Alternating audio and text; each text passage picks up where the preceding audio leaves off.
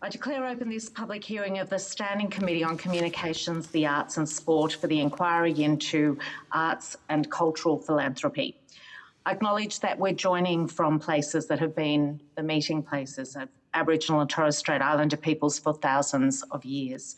I acknowledge the cultures of any Aboriginal and Torres Strait Islander people joining us today. A program for today's public hearing is available on the committee's website. We intend to take a short break around 11:25 and resume at 11:35, and today's hearing is due to conclude about 1 o'clock Canberra's time. I will now call witnesses for the roundtable session 1, and I call representatives of Performance Space, Nexus Arts, La Mama Theatre and The What. For the Hansard record, would you please state your full names and the capacity in which you appear before the committee? And I don't mind how you want to start, but if you want to do it in the order that I had, that will work too. So Performance Space, I'll throw to you first, your names and your capacity in which you're appearing. Good morning, thank you. I'm Vanessa Lloyd, and I'm the CEO of Performance Space. Good morning, my name is Naomi Johnson and I'm appearing as the Development and Operations Manager of Performance Space. Nexus Arts? I don't think we have them online yet, Ms. Chair. Okay, and we'll keep an eye on them joining us. La Mama Theatre. Hello, I'm Caitlin Dullard. I'm joining as CEO of La Mama Theatre. Thank you. And The What? Is that the right way to pronounce it? Have we got them? You're on mute. Mr. Hackard. Yeah, yes, you did well. The What? Bread for the blocks. Yes, indeed. Do you want to give us your name and the capacity in which you appear? Sure. I'm Dale Packard. I am the director of The What. I've been in the role for about 2 weeks now. So we also have Therese Virtue with us, who has been the director for some time as well. Thank you. Fantastic. Thank you very much. As these proceedings are public, they're being broadcast and recorded by Hansard. If you wish to have evidence heard in private, please let the committee know and we'll consider your request. Although the committee does not require you to give evidence under oath, I wish to advise you that this hearing is a formal proceeding of the Parliament. Giving false or misleading evidence is a serious matter and may be regarded as contempt of Parliament. If you object to answering a question, please state the reasons for your objection and the committee will consider the matter. We have copies of your submissions and I thank you very much for those excellent submissions. By way of introduction, I'm Susan Templeman, Chair of the committee, and if I could, and also the member for Macquarie and Special Envoy for the Arts. I'm going to ask other committee members to introduce themselves, and I'll start with the Deputy Chair. Thank you, Chair. My name's Mary Aldred. I'm the Federal Liberal member for Monash as part of the Gippsland region in southeast Victoria. And I can see Jo Ryan. I'll throw to you. Thanks, Susan. Joanne Ryan, member for Lawler, Western Melbourne. Zali, I've got you in my screen. Good morning, everyone. Zali Stegel, member for Warringah in Sydney's North Shore. I'm just scrolling through the screen. I'm pretty sure I saw Mary Doyle there. G'day, I'm Mary Doyle. I'm the member for Aston, which is in the beautiful outer eastern suburbs of Melbourne. And is there other committee member there that I just haven't caught on the screen? No, Chair, but Nexus Arts have joined us. Wonderful. Well, why don't Nexus Arts, what I'd ask you to do is, for the Hansard record, if you could state your full names and the capacity in which you appear before the committee, that would be wonderful. Hi, everyone. I'm Zhao Liang from Nexus Arts, representing as co-CEO. Wonderful. Thank you very much. I'm now going to invite each of you to make an opening statement, and I'll start with performance space. If you're happy to make an opening statement first. Of course, thank you. And thank you for the opportunity to be part of this discussion. I think it's a really great thing that you are doing, looking into how we can do things better in terms of philanthropy and fundraising. Performance Space is, I won't speak too long, Performance Space has been around for just over 40 years here on Gadigal land. We are one of the resident companies and founding sort of companies at Carriageworks, which is a multi-art space here in Redfern. We are an experimental organisation. We are a small organisation too. We are only 6 staff members, and we present and develop experimental art across different genres, including our festival Liveworks, but also a whole bunch of labs and developments for artists to test out ideas and create new work. We have been fundraising for, well, longer than I have been at the organisation, which is a decade. We have an amazing development manager. We haven't always had dedicated staff, but we do now. And we raise, it's probably between 10 and 15% of our income is through philanthropic and individual donors. It's a hard slog. It is something we are proud of doing, but it's not the easiest thing in the world. So it's really exciting to be part of this discussion. Thank you. Thank you very much. And Nexus, would you, and thank you for your brevity, because I know there's lots of questions we've got, so that's great to set the scene. And Nexus, would you like to take over and do your opening statement next, please? Sure, thank you. Yes, thanks for inviting us along to this roundtable. We're really honoured, and it's great to see that this is happening for all of us. So Nexus Arts, we support culturally diverse and First Nations artists in their works, mainly in music and visual arts. And we are based in Adelaide, Ghana land in South Australia. So with 40 years of history, we have really been invested in programs and in engaging with the local community and audiences in developing work. We have only started the work of philanthropy in the last 5 years. At that time, so up until today, it has been a little bit slow. We are a small medium art size arts organization, but philanthropy is only still about 5%. For us. So we find it hard to compete with the larger arts organizations. So we are honored that we can be here to chip in our 2 cents and share our thoughts on the journey of philanthropy. Thank you very much. How about I go to La Mama? Thank you. Hi, thanks again for the opportunity. La Mama Theatre in Melbourne in Carlton has been around for almost 60 years, and we make new Australian theatre. We paused for a year of review last year and did a whole lot of strategic work. One of the results of that is a new programming model which specifically creates partnerships with philanthropy, and this year we have 40% philanthropy as our income, which is a significant increase for us out of necessity, but also it's putting us in the right direction. We are also a small to medium arts organisation. We employ, it's EFT, just over 5, and this year we'll be creating over 180 new Australian works. Thank you. And I'm not sure if it'll be Mr. Packard or Ms. Virtue for the what. I can make an opening statement, Susan. Thank you. Thank you very much for involving us in this event. The Boîte is a multicultural music presenter and has been operating in Melbourne, on Wurundjeri country, in fact, for the last 46 years. We operate with a small staff, full-time equivalent of 3 at the moment, I think. And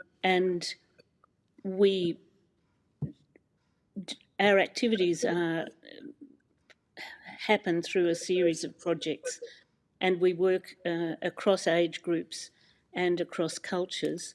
And we have at times sought philanthropic funding, and we have sometimes been successful. Most recently, We've had support from the Phil Taylor Foundation, and that's been invaluable, but it's a small percent of our turnover, and we would like to find more. We don't have a dedicated fundraiser at the Boite, and we don't have consistent funding from any of the philanthropics.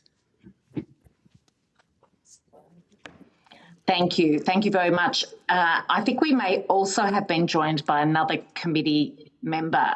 Mr. Moncrieff, would you like to introduce yourself? Good morning. Sorry I'm late, having a bit of IT problems on a Monday morning. But so David Moncrieff, member for Hughes in Southern Sydney.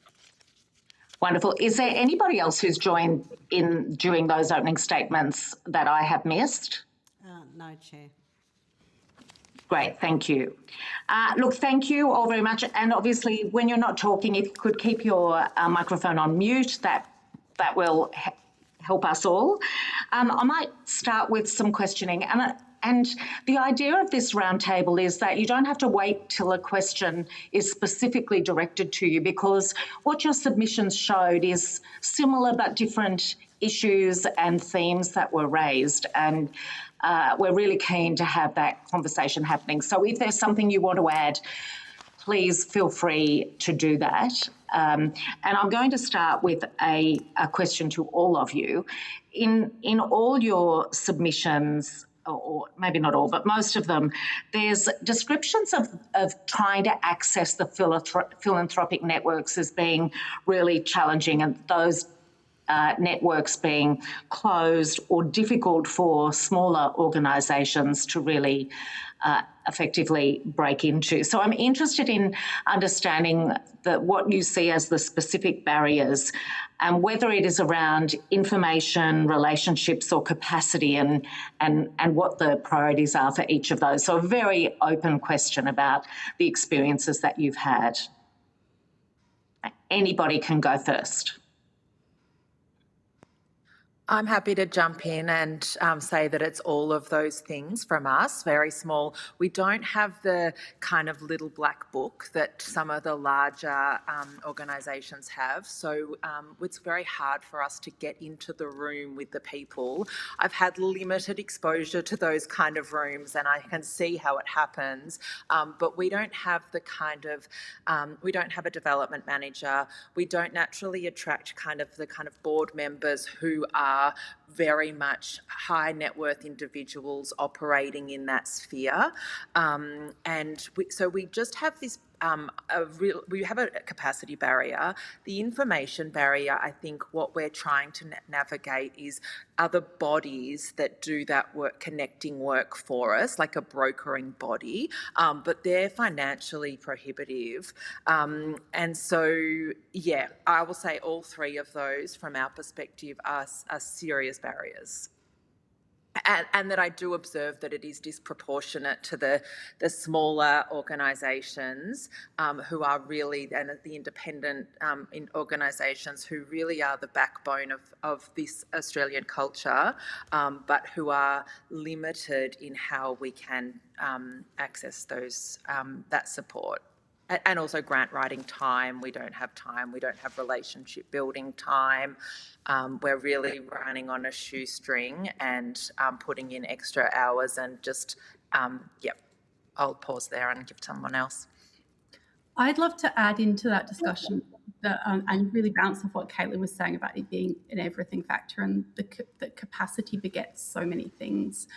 And I think that's true of both private philanthropy in terms of individual donors and in foundations that do sort of those semi-formal calls for submissions in order to understand organisations and maybe spark relationships going forwards.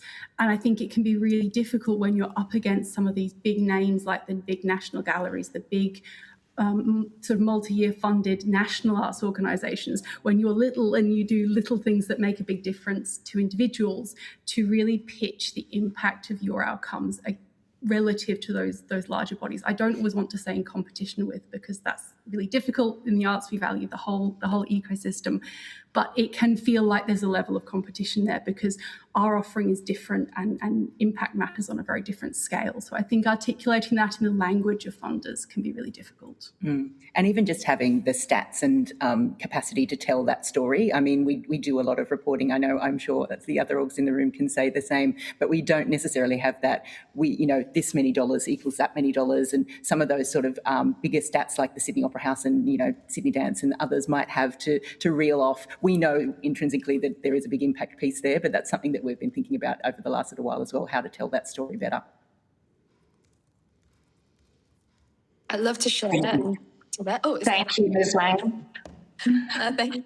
I really echo what Caitlin and Performing Space was talking about. So we are also a small arts org, and from my understanding, we've carved out a development manager role it's close to 5 years now. However, we do have one foundation who's been supporting us for the last 3 years, and it's a small support. It's 30 grand a year. But it was actually given to us. They were given to us by Adelaide Festival Centre. So it was more like a bigger arts org, like pairing us up and sharing that resource. Hence, we have really found it tricky because we've, with a dedicated development manager, we'd be pitching, we'd be reaching out to all these foundations, but it's not easy and there's a lot of competition in there. Hence, the way we've landed with this wonderful donor is it was given to us. So we really feel that if there's a way for these bigger arts orgs or like some way to share and find that nice match. So because how like Caitlin Performing Space was talking about, we're like a smaller arts org, we develop more that root, like grassroots work, it can be tricky or like we can be lost in the mix of many things to these foundations. Thank you. Okay, and can I pick up on that? In your submission, you talk about foundations being closed off and hard to contact. And that was particularly, I saw that in the Nexus Arts submission. And so I'm just wondering, would it be something like brokered introductions or government-facilitated networks? What practical mechanism might help you improve access? I think any of those would be helpful. At the moment, we've been supported wonderfully by Creative Australia, like in the ways of reaching out to donors and fundraising. However, like what Caitlin was saying, as a smaller company, we don't have the resources to hold maybe event nights, those high scale donor events. Yeah, so when we can't do that, so if the government is happy to host some of that and bring us in the same room or even some small introductions to start the talk, I think that would be a great start. Okay, thank you. I find that when we can get people in the room seeing the work that we produce, especially at the end of a development period, so for example, multi-week residencies, and then we have a showing, people really understand what we do and why it's important. But spending the time to reach out to get those people in the room and sometimes the back and forth of comms that brokers those relationships, we find really difficult. You need a big funnel, I guess, to then bring people along that journey, and having enough people and enough names to have into that big funnel at the end, so that they end up being loyal and fabulous donors at the other end. I think that we have those skills. We've been taught that stuff, thankfully, through programs with Australia Council and others. But I think it is just getting those lists of people and knowing who those people are is sometimes the disconnect as well. Yeah. Yes, and finding them open to the opportunity to engage with yet another arts organisation, because I'm sure that they have email inboxes full of invitations, many of them. Thank you. Mr. Packard, do you want to add something, or perhaps Ms. Virtue, to my initial big question? Well, I certainly agree with what everyone has been saying. My previous role was at Music Victoria, and I found the issues to be very similar. there are great initiatives like Creative Partnerships Australia, which do help in building capacity, and I think it's fantastic to see that continue. But the gap certainly sits with the resourcing to then deliver on that.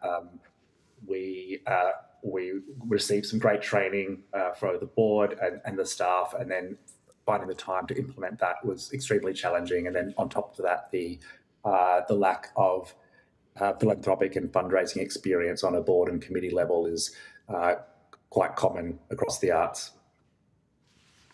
And I would say, sometimes we've had government funding bodies tell us to get board members with philanthropic funding experience. How, is my question. The people who come to the board for the Boite are people with a commitment to multicultural music, not necessarily a commitment to even fundraising, let alone fundraising through philanthropic routes. So it's just like there's no way in, it feels like. Thank you. Now, I've just been asked, when you speak, because there's quite a range of voices, could you just say your name at the start so the Hansard, we make sure the Hansard captures that properly. I'm going to pass across to my Deputy Chair to do the next lot of questions. And I'm also just going to say to my committee members, give me a heads up at when you would like to be asking questions. So, Deputy Chair, over to you. Thank you, Chair, and thank you for your opening testimonies. They're most insightful. I'm just wondering whether you liaise with any other organisations across Australia, and I'd be really interested in perhaps any best practice examples that you've really noted. And I represent a regional electorate, so I'm particularly interested from that perspective as well, but more broadly into migrant and multicultural communities. I know that's quite a broad question, but be most interested in your perspective to any of the witnesses. I'm happy to just jump in and say that because we've all been so poor for so long, there is a real culture of competitiveness, unfortunately. And so people are, despite best intentions and care, that kind of brokering those relationships within the sector, there is a protectiveness around it because everybody is so desperate for that dollar. And so what might be quite we're collegiate in terms of sharing knowledge and ways, but actual contacts, getting that phone number is actually very, very hard, even after many conversations of leading of goodwill. So I think best practice, there's little kind of consortiums, informal and not formal, across the ecology that share understanding. But my observation is over the years, as it's become harder and harder, there has been a bit of a selfish mentality come in. And again, I'll direct this to all witnesses. Thank you for that response. At a board of governance level, I'm going to make the assumption that perhaps you've got a bit of a skills matrix in the recruitment of directors, and that'll include things like perhaps a legal background and an accounting background. What sort of emphasis do you put on philanthropic side of things and directors that are able to support you and perhaps open up new networks of philanthropic giving at a board level? Naomi from Performance Space. We have in our board pack when new directors come on that they commit to or are somewhat responsible for bringing in 5K of donations per year, be that as individual donors or through fundraising and inviting people into our ecosystem. We have a couple of board directors that are very on board with that and really understand what that entails and how to bring new people into our ecosystem. And some board directors who have read it and have supported us in other ways but have not achieved that from a philanthropic perspective. And part of my job is to work with the board to try and help them develop the skills, have the resources to engage with people as future audiences, future donors. But I think that when we're looking for so many things in a board, it can be hard to find the networks of people that mean that someone with an appropriate philanthropic background comes along. The deputy chair of our board currently is a fantastic individual with a background in fundraising through schools, but that leans towards certain types of fundraising events, namely sort of dinners and things. And sometimes I think different backgrounds in fundraising beget different views of how you make money. And I'm not always sure that fundraising solutions that work for other sectors necessarily come on board and work just as well with the arts. And I will say as well that, as you mentioned, I think it is, sorry, Vanessa, from Performance Based, we rely on our board. All of us would have skill-based boards, and we do rely on our boards for a lot of expertise across a lot of areas, whether that be legal, financial, HR. We are not teams that have all of those.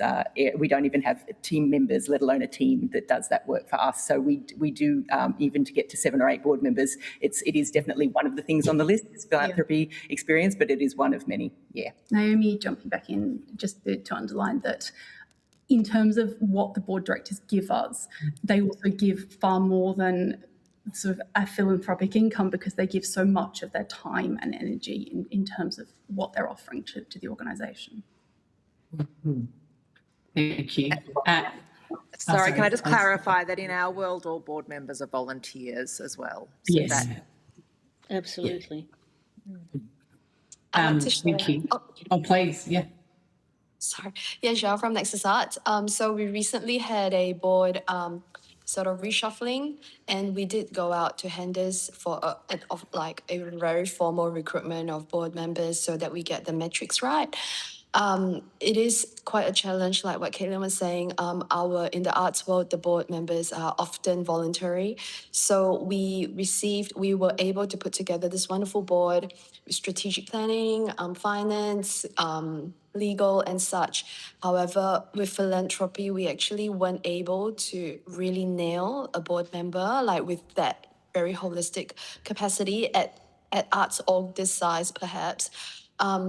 We even, personally, I even reached out to some really wonderful people who have done great philanthropy work for like the LA Symphony Orchestra and such. However, because of capacity, I find and people who have worked in this role, it's actually they can get quite burnt out as well. So afterwards, they're kind, they would share. However, I don't know how much they can invest further on. So that is what I'm seeing. And through you, Chair, if I may, just one more question. Absolutely. Thank you. I imagine, to use the term giving fatigue is a challenge that your sector has had to contend with for quite a number of years, and perhaps more recently, cost of living and other economic challenges are part of that mix. But is there anything at an industry-wide level or even a government level that perhaps could support any formalised training or assistance in looking at fundraising efforts at a perhaps more organised or technical level? And that's a question to all witnesses.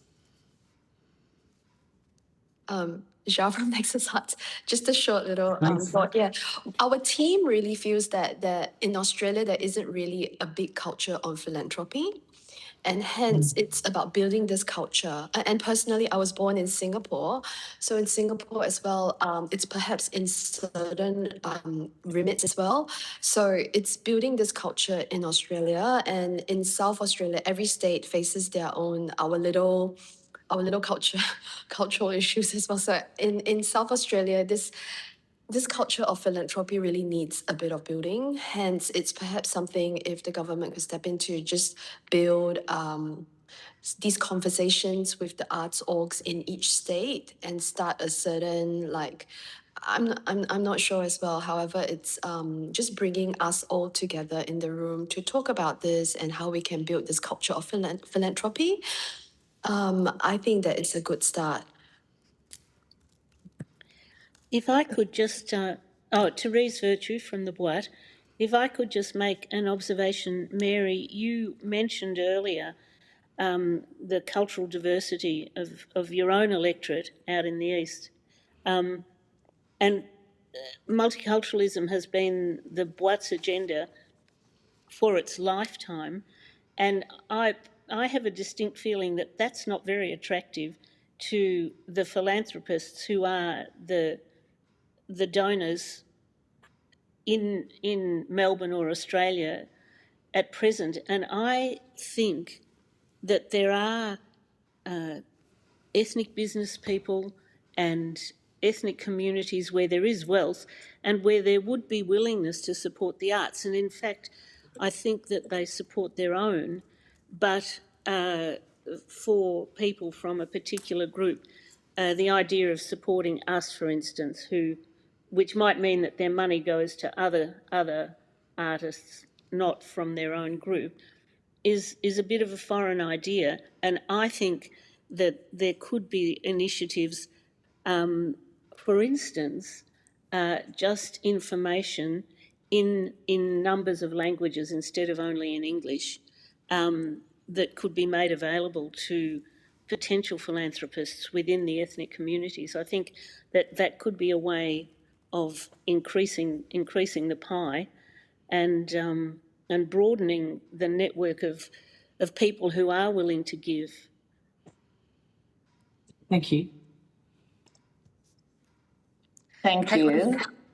Yes. Can I add? Just Caitlin from La Mama, just to add quickly that we've had quite a lot of training that's been really wonderful, board training, staff training about how to build a culture of philanthropy, and that's excellent. We're at the stage where we really need to be in the room with the right people, and so a very tangible resource could be, we're currently kind of engaging with any of those brokering bodies, mostly private entities that do really connect PAFs, trusts, individual high net worth donors with charities. Currently, they have it's a few of them that have a monopoly because there's not many, and these some of these PAFs that have the tax breaks are actually really hungry to be giving money and actually do believe in what we're doing. So a really tangible support that we need right now is support in that brokering real relationships, putting us in the room in front of people, and there are bodies that are doing that. But government support there would be a game changer. Thank you, Chair. Thank you. And can I just ask Ms. Dallard on that, what tangible government support would be the game changer there? I don't know if government has any of those bodies, but the bodies I'm talking to are expensive. You know, we've just been quoted $8,000 a month on retainer for a year. So, but in all the research I've done, over 3 or 4 years, they yield $500,000 a year once we're building those relationships, and that the success rate is quite high. So if there is no government body, which I don't think there is, paying for that for 5 years for the small independent sector, which I know the money is really hard, would not just build our knowledge, which is great, would actually get us in the room with the people to have the relationships. So financially supporting that in a sustained period of time, because as I have understood it, once those relationships are there and you do the right thing and you keep bringing the donors in and they see the work and they believe in the work, those relationships can last a lifetime, and then bequests. It's just that first introductory phase that needs support. Thank you. Ms. Doyle. Yeah, just a question to La Mama. In your submission, you have this the argument around philanthropy reinforcing structural inequality. So in regard to that, then would that mean that capacity building, therefore, won't solve that problem. I just want your thoughts on that, Caitlin, if that's okay. Yeah, I think that capacity building has a ceiling. And where we're at is we're at that ceiling. We need more people in the room now. And it's that structural inequality is across the whole ecology, because the independent space, the smaller organisations, really are the incubators, the creators, and really feeding the rest of the ecology. But that takes up all of our tiny little budgets. And so that structural inequality really could only be mitigated by even placing, just to speak to the previous concept, placing a really strategic philanthropist on a board would be significantly change that balance. I hope that answers your question. Thank you. Thank you. And I might just, if you're happy, Ms. Doyle, just ask if any of the other witnesses would like to share thoughts on that as well before I move on to Ms. Stegel.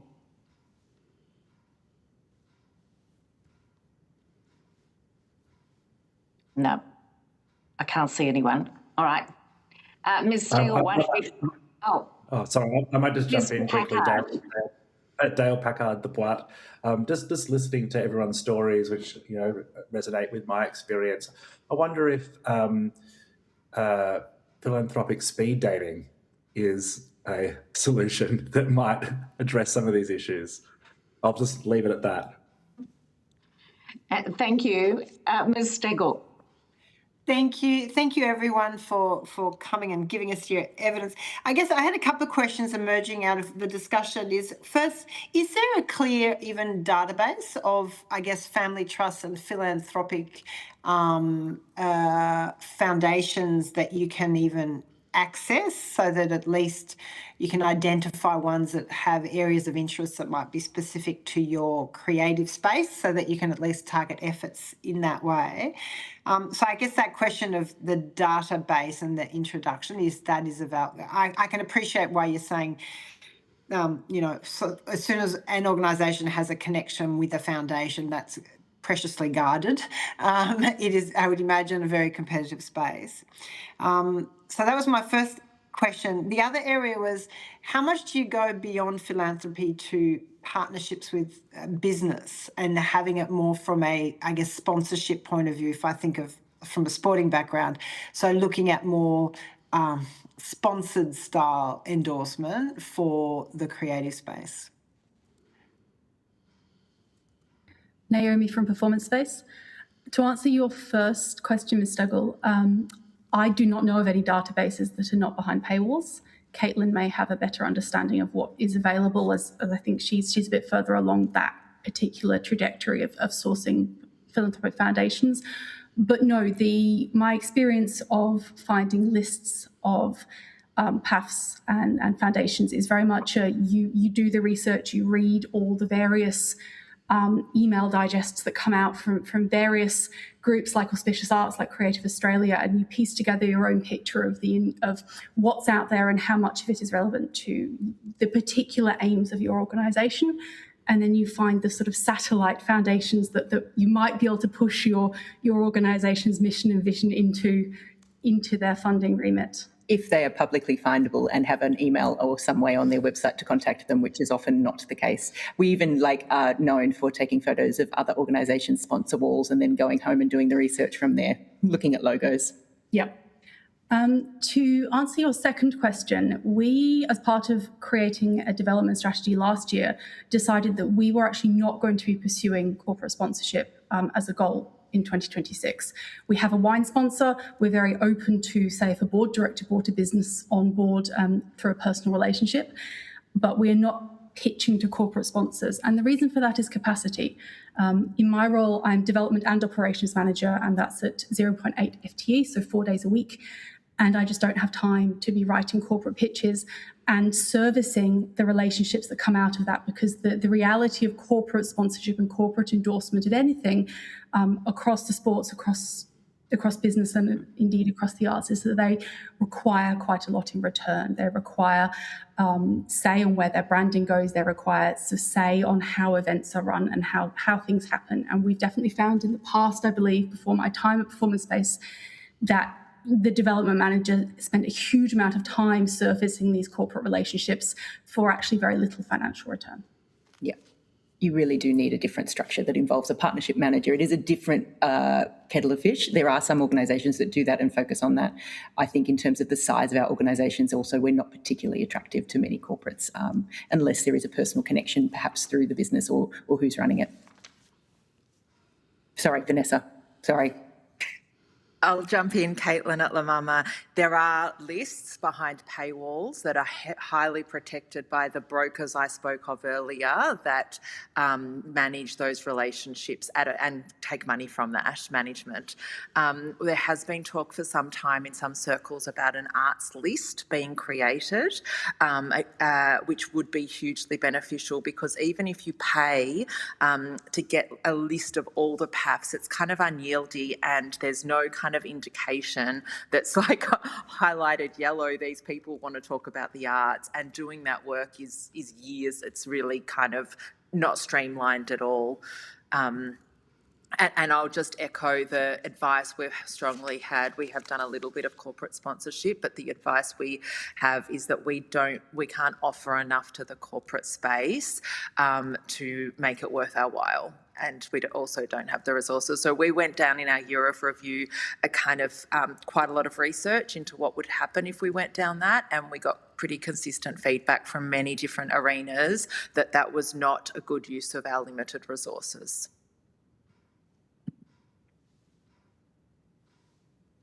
This is Zhao from Nexus Arts. I'd like to chip into the second question, because the first question I think has been covered greatly by everyone.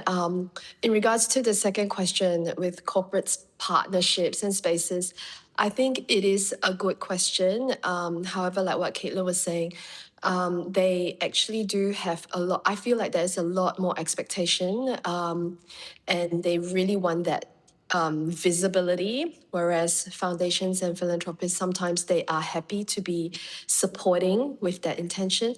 Hence, companies our size can be a little bit tricky to support. However, I really do feel that there is a need to start talking. We haven't done the work. We tried and we did it a little bit and then we stopped. I think it's firstly, it's identifying where and who they are. It's not easy. There's no relationships as yet. And secondly, I think a lot of them could possibly even be new migrants and new businesses. However, they may have that intention, but the dialogues have to happen. Hence, I wonder if on a government level, if there's some tax brackets or benefits for like smaller or medium-sized businesses, perhaps medium or large businesses, a certain more visible tax benefits and such for them to offer, like, even if it's like 10 grand of like sponsorships, it's like just supporting and starting that culture of giving in medium businesses. That would be really helpful, I think, for smaller orgs like us to start reaching out to them.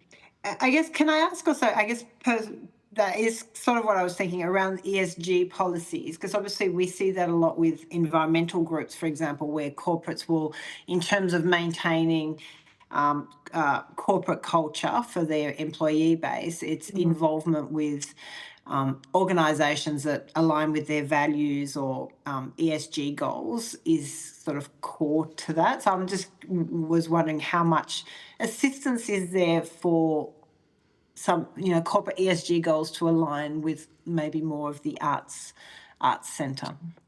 Yeah, I'm not sure if there's any at the moment, but however, I did, so coming from South Australia, we have like a Lunar New Year street party. 15 years ago, they started really small, but around 5 years ago, I saw them roping in a lot of corporate sponsorship. And I feel like as a festival, you're able to bring in a lot of corporate sponsorship because there's that visibility, there's that, say in one night, you bring in like 50,000 people. However, like orgs like us, where we are supporting a lot of art making, And it's really a question for them as well. How do they want to support us? It's not about the visibility. It's not about branding. So I wonder if from the government perspective for medium businesses, if there's a little bit more some sort of benefits for them tax-wise. I'm not too sure about that, but that's just some observations that I've had in the past. Thank you. Thank you. Thank you, Ms. Stegel. I'll go to Ms. Ryan. Thanks, Chair. I just want to thank everyone for the written submissions and the contributions today. And if I can reflect back what I've heard is a variation on a theme, but we've got organisations in front of us that have been operating for over somewhere in their 5th decade. Congratulations on the longevity in such a tough environment, because I know it is an incredibly tough environment. But what I've heard, if I can paraphrase, is that there has been government investment in supporting the organisations to be ready to be in the room. And there are organisations now who are ready to be in that room. We just need to loosen up the door on that room. And my question is not very subtle, but my question is there a gender bias that I'm perceiving here too, in terms, because when I talk to, and Zali will know this, when we talk to women's sporting organisations, when we talk to women in business, everyone's reflecting that sometimes the room you're trying to get into is the long room at the MCG, and you're just not allowed in. So how does government help open that door is my question.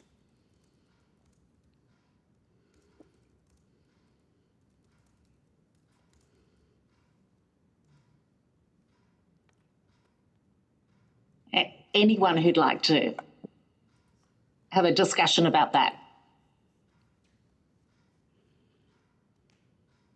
I'm sorry, was Zali gonna put up her hand, or can I speak? Sorry, I was just going to add to Joe's question, is in sport we have a Minerva Foundation, which is CEOs and chairs of boards, I guess, mentoring young women. And I was curious if, following on Joe's comment around, is the problem is getting into the right room.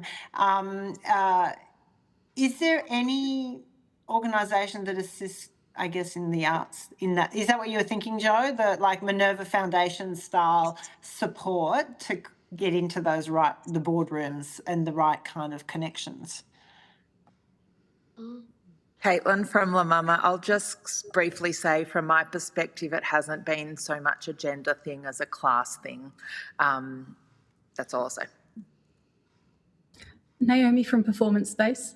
My previous role was at a major performing arts organisation, and I would say that the philanthropic money came from both sides of the gender balance, but the discussions did seem to happen at the more male side of things. That said, within the small to medium arts, the most fabulous mentors and people that believe in me have always been women. And so I think actually this ecosystem is fabulous at championing the whole variety of people and experiences. And so maybe there is a brokering of relationship between this ecosystem that is very strong and very supportive and very diverse, and some broader sources of funding.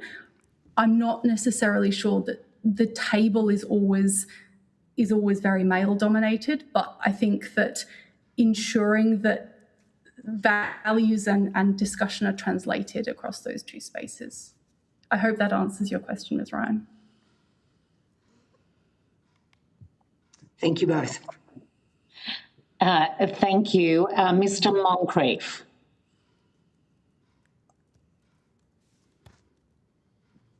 Thank you, Chair. I was just hoping we might be able to expand a little bit on the administrative burden. I mean, obviously, with the DGR status around, how much of your resources are being allocated towards maintaining that, and in terms of reaching out to all these organisations, how much of your, especially the smaller organisations, how is that affecting your resource allocation?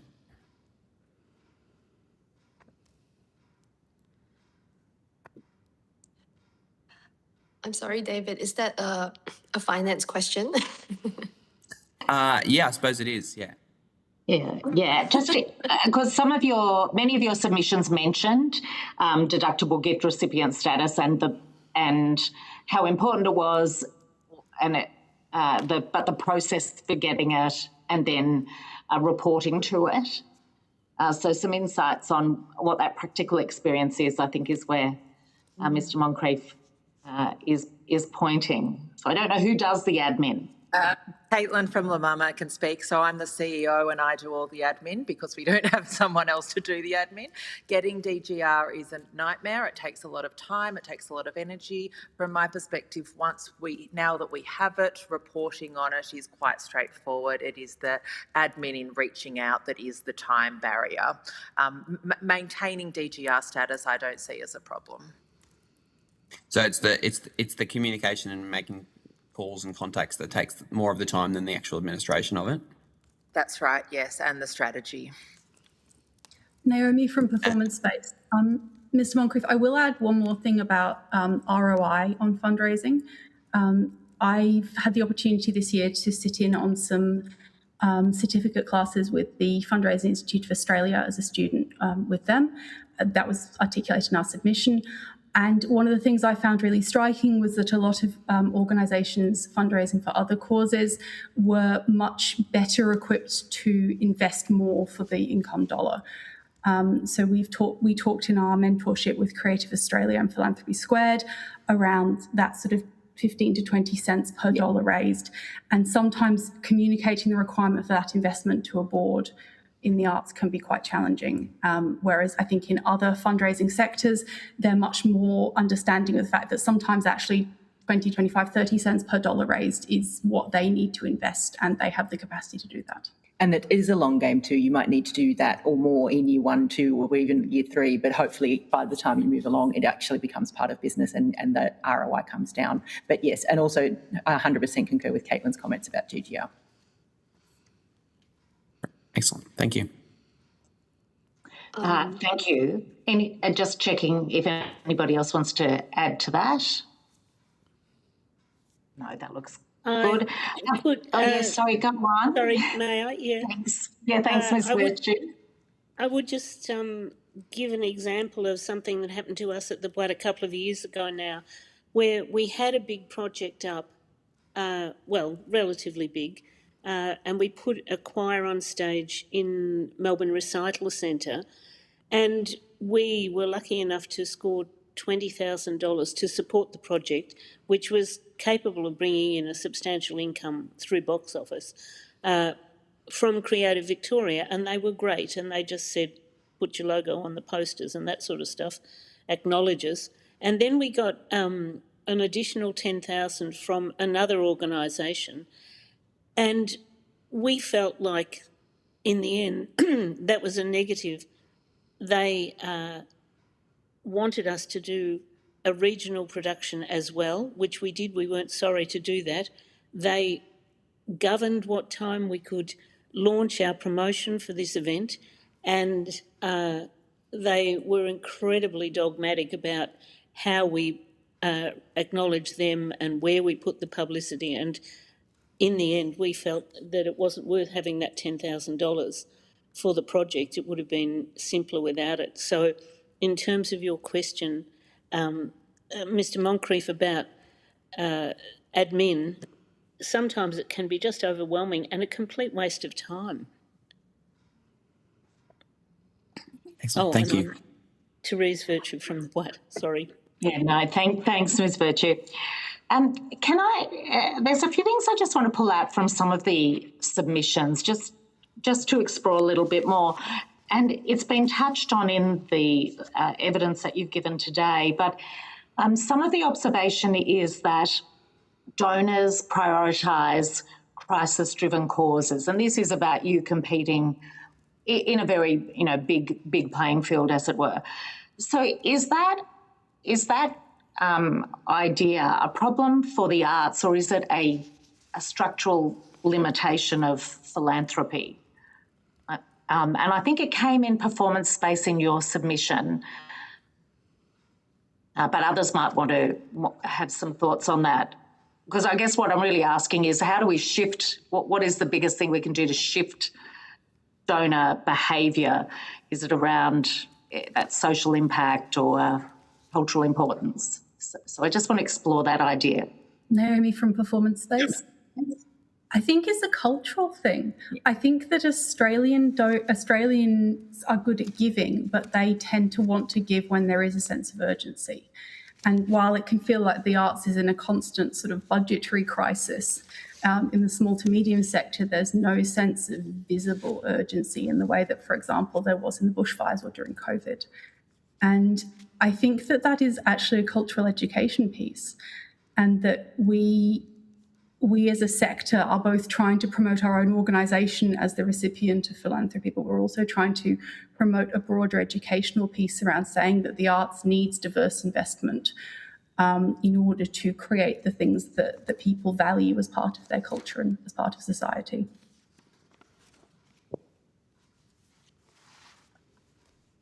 Thank you. Any other thoughts?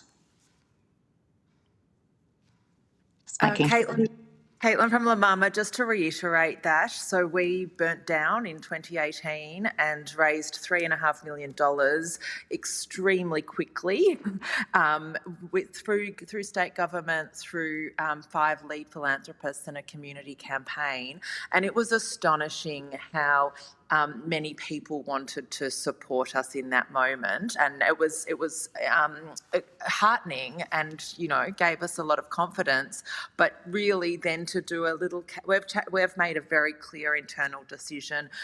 We lost federal funding, we lost our building. All of these kind of crises have happened that we are completely changing the narrative no matter what happens, because we are tired of it and it's not sending the right message. And so we're working with other organisations our size in our area to try to get clear, to speak earlier of the ROI, what it is we're actually saying as a sector we're doing, because we collectively agree, but there are some that don't agree. But generally this messaging of crisis is not serving our overall fundraising. But I completely agree, it's a cultural thing that needs changing, and it's bigger than us. A lot of the themes that have come through today have touched on the small to mediums versus the majors and the differences. And one of the questions I have is whether you feel that donors actually understand the role that small to medium organisations play in the broader arts ecosystem. I can see, Caitlin, you're shaking your head. Do you want to start us on that? Caitlin from La Mama, I would argue society doesn't understand that. And so really it's not well appreciated, it's not well articulated, it's not well understood, and it's not well remunerated in all of the spheres. I will just quickly jump in, Naomi from Performance Space. The people in our ecosystem that do understand that are our artistic alumni. And some of them are quite regular donors to us, but at a very small level because they're still working in the arts, they're still practicing artists, they don't have a strong giving capacity. It's my hope, Performance Space has been around now 40 years, that some of those people might be bequest prospects when they're thinking about how they leave a legacy, that they might choose to leave it to the arts. I would like to leave money to the arts. I think, as Caitlin said, society doesn't actually understand the building blocks that it takes to create art, and that all the investment of time and energy over quite a long period of time that it goes to create something that is fabulous and a final product on the stage.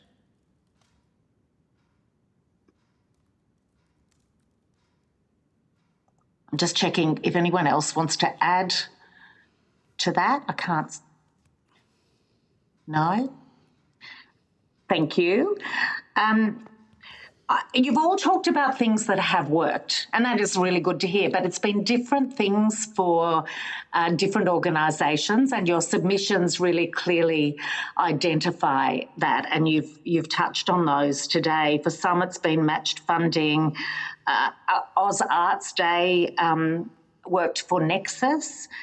And mentoring and training, I know a performance space had in theirs. So I'm interested in the things that have worked and whether those activities or initiatives are scalable in some way. So yeah, I mean, it'd been really nice for us to get a sense of why those things worked, if you're each able to talk about something from the philanthropic side that has worked.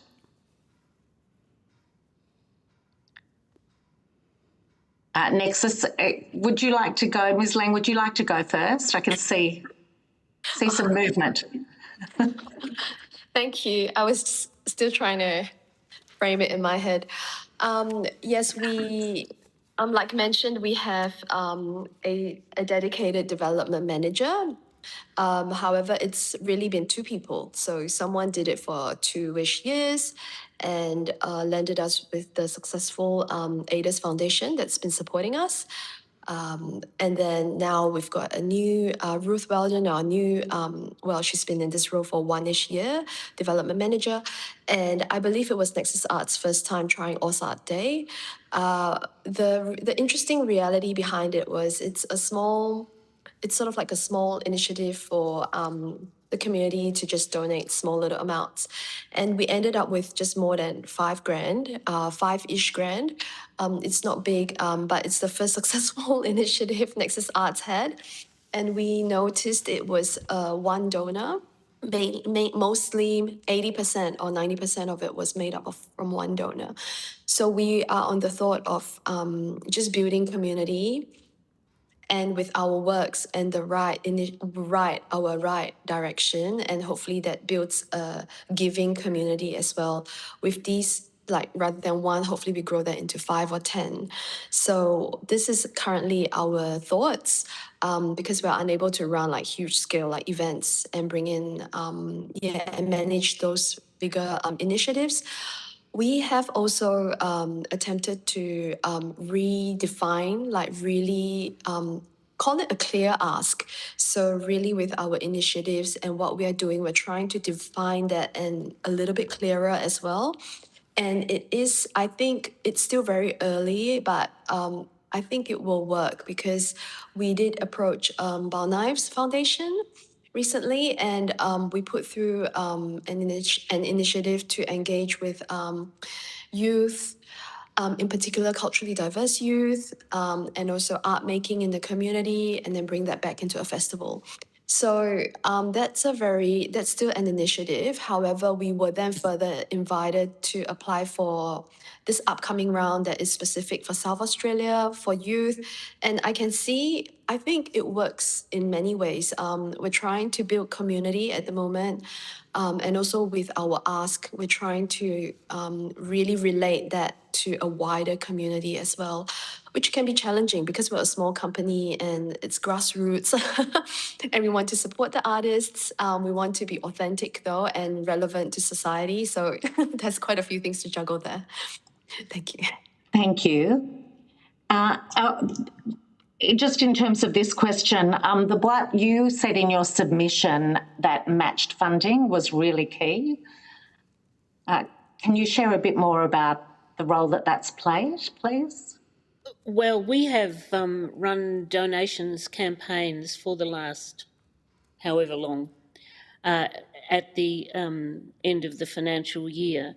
But I did mention before the Phil Taylor Foundation, and they encouraged us to make our end of financial year campaign a match donations campaign, and they offered us up to $25,000 to match, and so we did that, and we drew in by the 30th of June more money than I think we've ever raised in an end of financial year campaign. and so that was really positive, and we're going to talk to them again soon, and I hope they'll do the same again. And can I ask, do you think it was the matched bit of that campaign that was really key? Look, I'm sure it helped, and I think many of our donors, none of our donors give us more than $2,000 at a time, ever. Some of our, well, with the exception of a couple of bequests we've had, some of our donors regularly give us like $1,000. And those donations went into the matching as well as new donations. But I think even the mention of an amount, $25,000, I think that probably really supported the campaign, as well as the fact that there was someone offering to match. And I was also going to say that we did Oz Arts Day, and the staff who managed it were really excited. We raised almost $4,000, but and the opposite of Nexus, actually, it came from quite a lot of different small donors giving amounts like 50 or 100. We put a couple of volunteers and a staff member, I think, onto the phones, and they rang people who've made bookings with us and who've given us small donations, and that seemed to be very a good way of getting money in, but you've got to have people who can do it. Yeah, thank you. We've heard about Oz Arts Day, and it's just interesting hearing your experiences of it. Who else? Performance space. Hello, yes, Vanessa from Performance Space. A comment on match funding. We have been successful in getting match funding through Creative Partnerships Australia, who was mentioned earlier, who are an amazing resource, and we had quite successful campaigns. And I will note, though, that I do think doing them as one-offs possibly leans into the crisis sort of discussion we were having before, that people do feel an urgency, and urgency for people to give is definitely a tactic that many fundraising campaigns use. But I think when it wasn't there in other years, we did actually have people asking, should they wait to give us money at a different point when the match funding would be happening again? So perhaps it is something where that can recur or something like that, because it was successful in its own, but then you do have that inevitable drop-off rate as well. But in terms of what we added into our submission, which was about education and training in the organisations, which I think it sounds like the group here has had some of that, and so are sort of maybe at their next steps. But I think in terms of broader in the sector, it is something definitely to continue to support. I think the Creative Australia Philanthropy Squared training that we did, especially in terms of bringing our board on that journey, it's still happening, but also helping us develop a really clear strategy for the next several years was really invaluable. So yeah, it's some of the things that have helped us definitely. Wonderful. Thank you. I'm going to go to Ms. Stegel with a follow-up question. Thank you. Yeah, a number of your submissions talked about, obviously, that the ticket price to performances doesn't come close to covering costs of productions or events. How upfront are you with your audience and your supporters about that? Because I think obviously we've got cost of living crisis, but we also have a loneliness crisis and a high level of loneliness and anxiety. And so I think for many communities, understanding maybe the precarious nature of the financials of some of the artistic organisations that mean a lot to them, I think is important. And to get away from that crisis communication of fundraising, looking at subscription models, the things that allow you to have more, I guess, ongoing visibility of revenue raising. Is that how much of like subscriptions and memberships does that play into your model?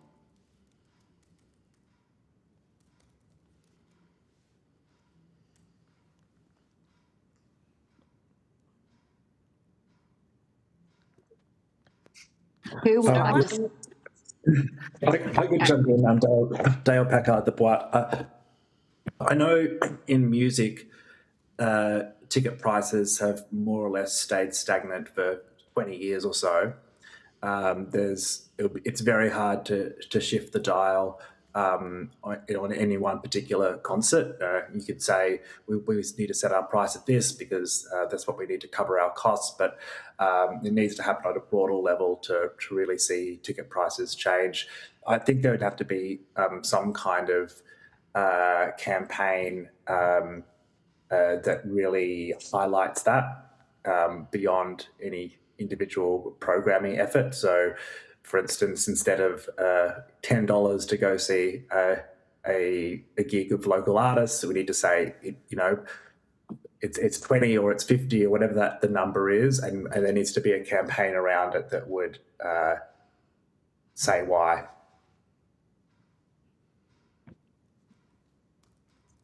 Caitlin from La Mama, I'll just add to that. There was a campaign, the live music venue, you probably know, Dale, out in the eastern suburbs, added an insurance optional because the price of insurance has just skyrocketed. As we all know, they added an optional insurance levy for audiences, and it was really successful.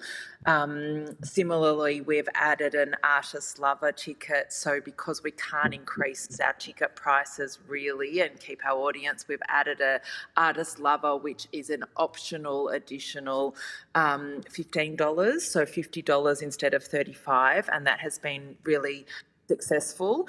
However, the conversation we're currently having is that that additional income is in direct competition with our fundraising when you ask people to buy, donate to La Mama at the end of the ticket. So we're currently kind of negotiating that. But it's, and also I suppose to say we don't have a membership or a subscription model. We never have.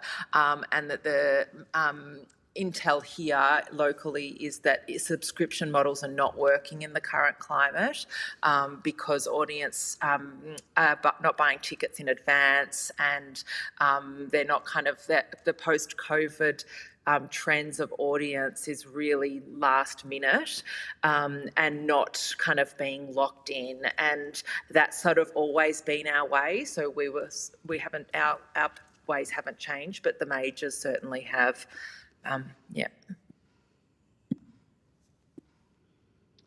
Therese Virtue from the Boite. We have memberships, but our memberships are small these days, and the income from memberships is about, I think it's 1 to 2% of our income. So it's tiny. And we're a membership-based organisation. We need our members. And we have schemes to encourage musicians to become members without paying very much money at all. But there's a lot of talk about membership, I think, about whether or not it works, who the people are who are prepared to pay for memberships. And in the main, they're older people with more disposable income, in my estimation. We have kept our ticket prices increasing a little bit over the last 5 years, but that's up to $30. It doesn't go anywhere near covering the cost of the gigs. Naomi from Performance Space. I think that one of the interesting questions around ticket pricing is the price of an arts event relative to a whole lot of other options that people could select during their free time. And I think that when you can go and see a sports game or go and see a film or for a similar price to the cost of an arts ticket, it makes us feel like we can compete for audience attendance at our events. And I think that if there were to be a very strong conversation around, okay, what is the cost of a ticket that actually covers the cost of delivery, I think a lot of people would suddenly find that they were priced very far out of the arts. Like Caitlin at La Mama, I've definitely seen arts organisations and small independent concerts that do tiered ticketing systems, and you tend to find that it goes a bit higher than the average ticket price for general admission. If you factor in that you have a higher ticketing price that is a sort of supporter style ticket, but then you also have a lower ticket price that is often for concession or unwaged attendees, because we want the arts to be inclusive and to give access to those people as well. Great, thank you. I'm going to go to Ms. Aldred, then I will hopefully have time to ask a question or two as we head towards our wrap-up time. But over to you, Deputy Chair. Thank you, Chair. I have two brief questions through you. Just the first one, following on from the last question. If you look at what goes into a cup of coffee, you've got beans, you've got electricity, you've got insurance costs, you've got wages, all of the input costs. This is a question to all witnesses. What are the main input costs that go into producing, whether it's the production or the exhibition that you put on, and perhaps how have they changed over the last couple of years?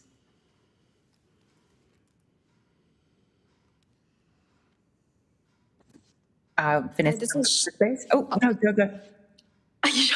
I'll be short. So, Zhao from Nexus Arts. We are fortunate enough that our venue, we do have a venue, it's supported by the state. Hence, I guess production costs, the main thing is artist fees.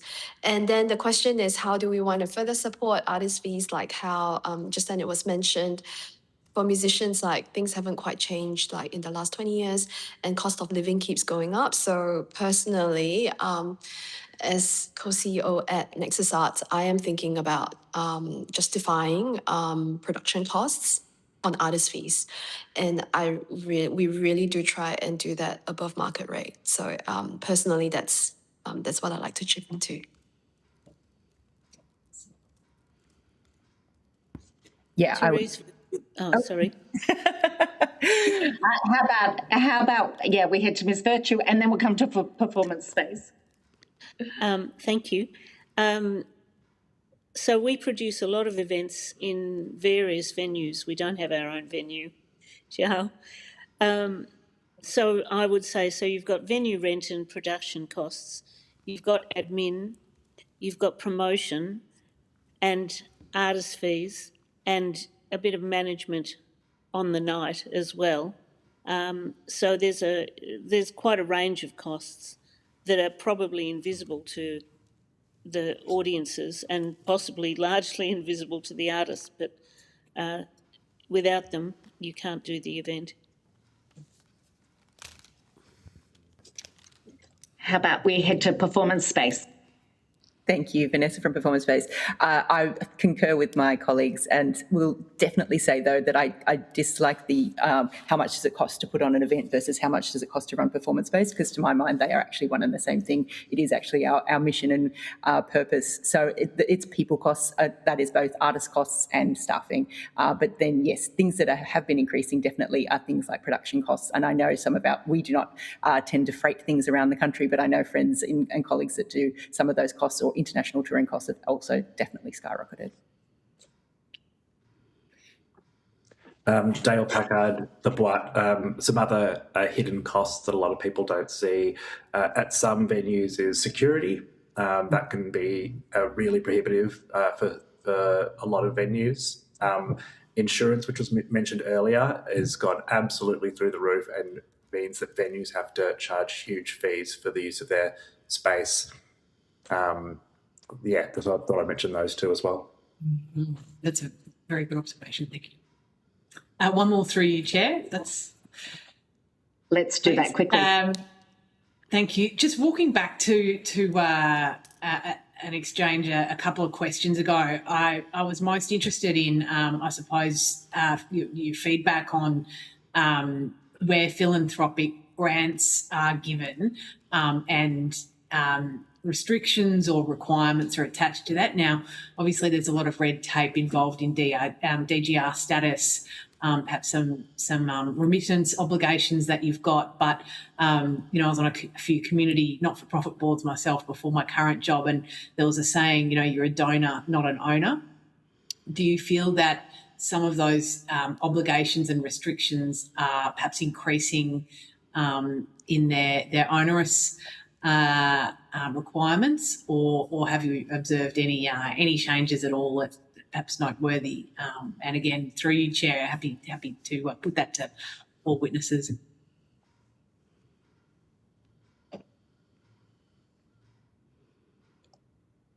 Anyone keen to share a thought on that?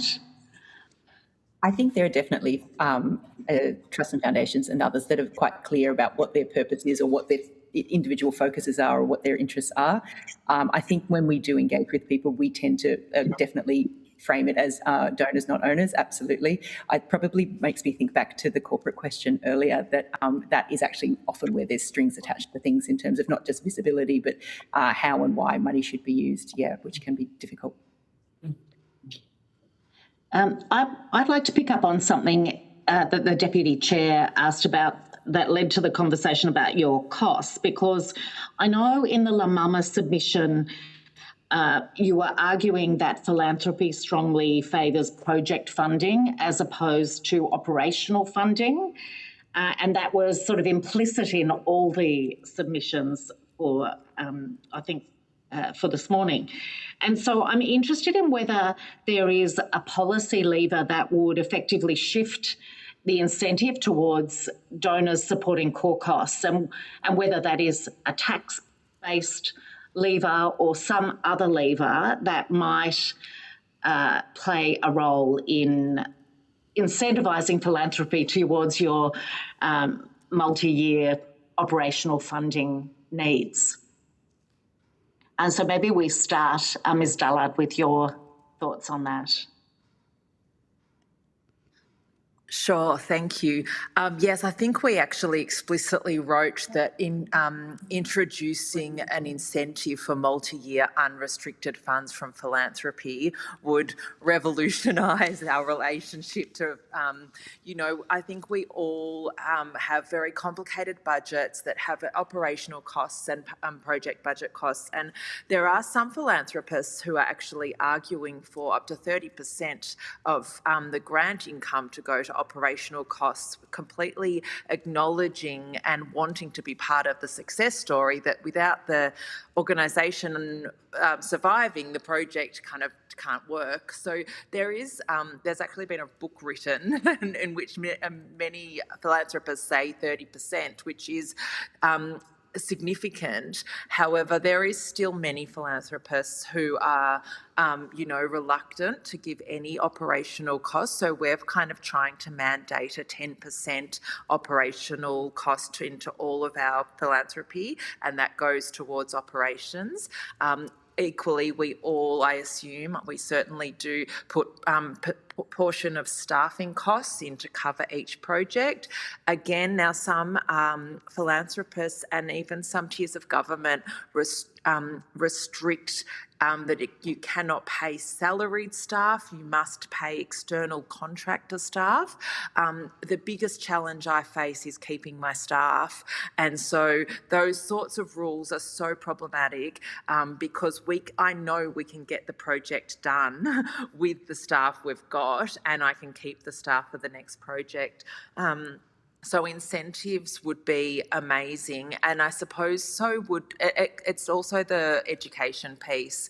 I've had lots of conversation with philanthropists who have pushed back on the 10% and really just kind of said, this is our budget. If we can't survive purely on government funding anymore. That's clear. We're continuing to advocate for more government funding, but we're really working hard in the philanthropy space, and for them to understand each other's reality and how they're both inputting into our budget would be hugely beneficial. And is it a tax incentive for those philanthropists or some other sort of incentive? I think a tax incentive would be amazing. Anyone else like to share thoughts on how you might, how important that multi-year operational funding is to be able to attract that from philanthropists? Whether you have thoughts on that, and what kind of incentive can you imagine your donors being impacted in a positive way by? Zhao from Nexus Art. So our foundation, like donor, we initially had to propose as well, like a project, a project based, and we received the support. However, they were kind enough to then reframe it and said you're able to use it towards your core, which was actually great for, we were really fortunate that way, because but we still aimed, and whatever we proposed at the beginning, we still aimed to achieve it.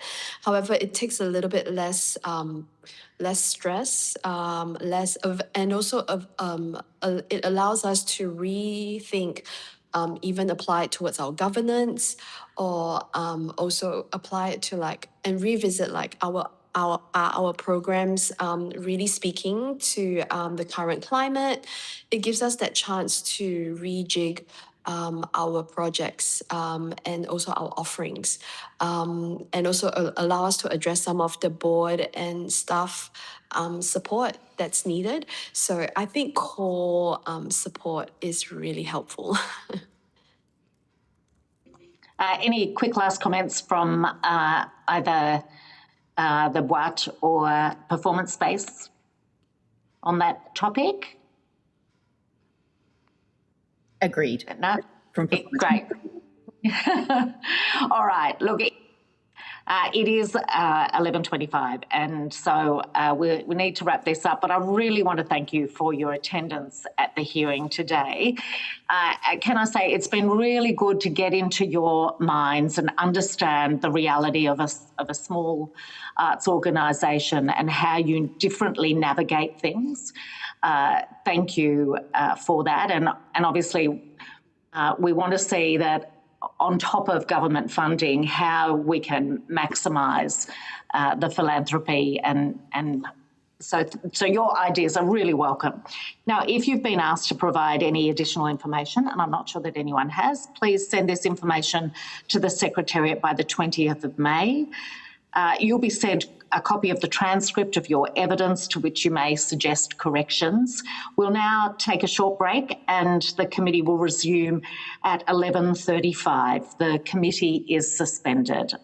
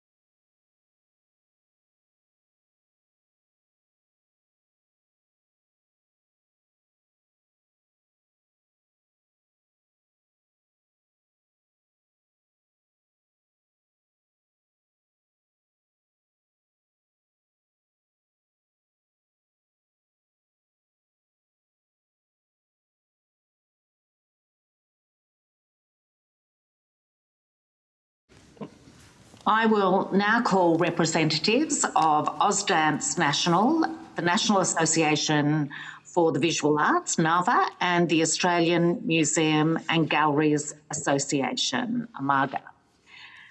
For the Hansard record, would you please state your full names and the capacity in which you appear before the committee? And I'll ask Ausdance to start, please. So if you could just state your name, and we'll probably need you off mute.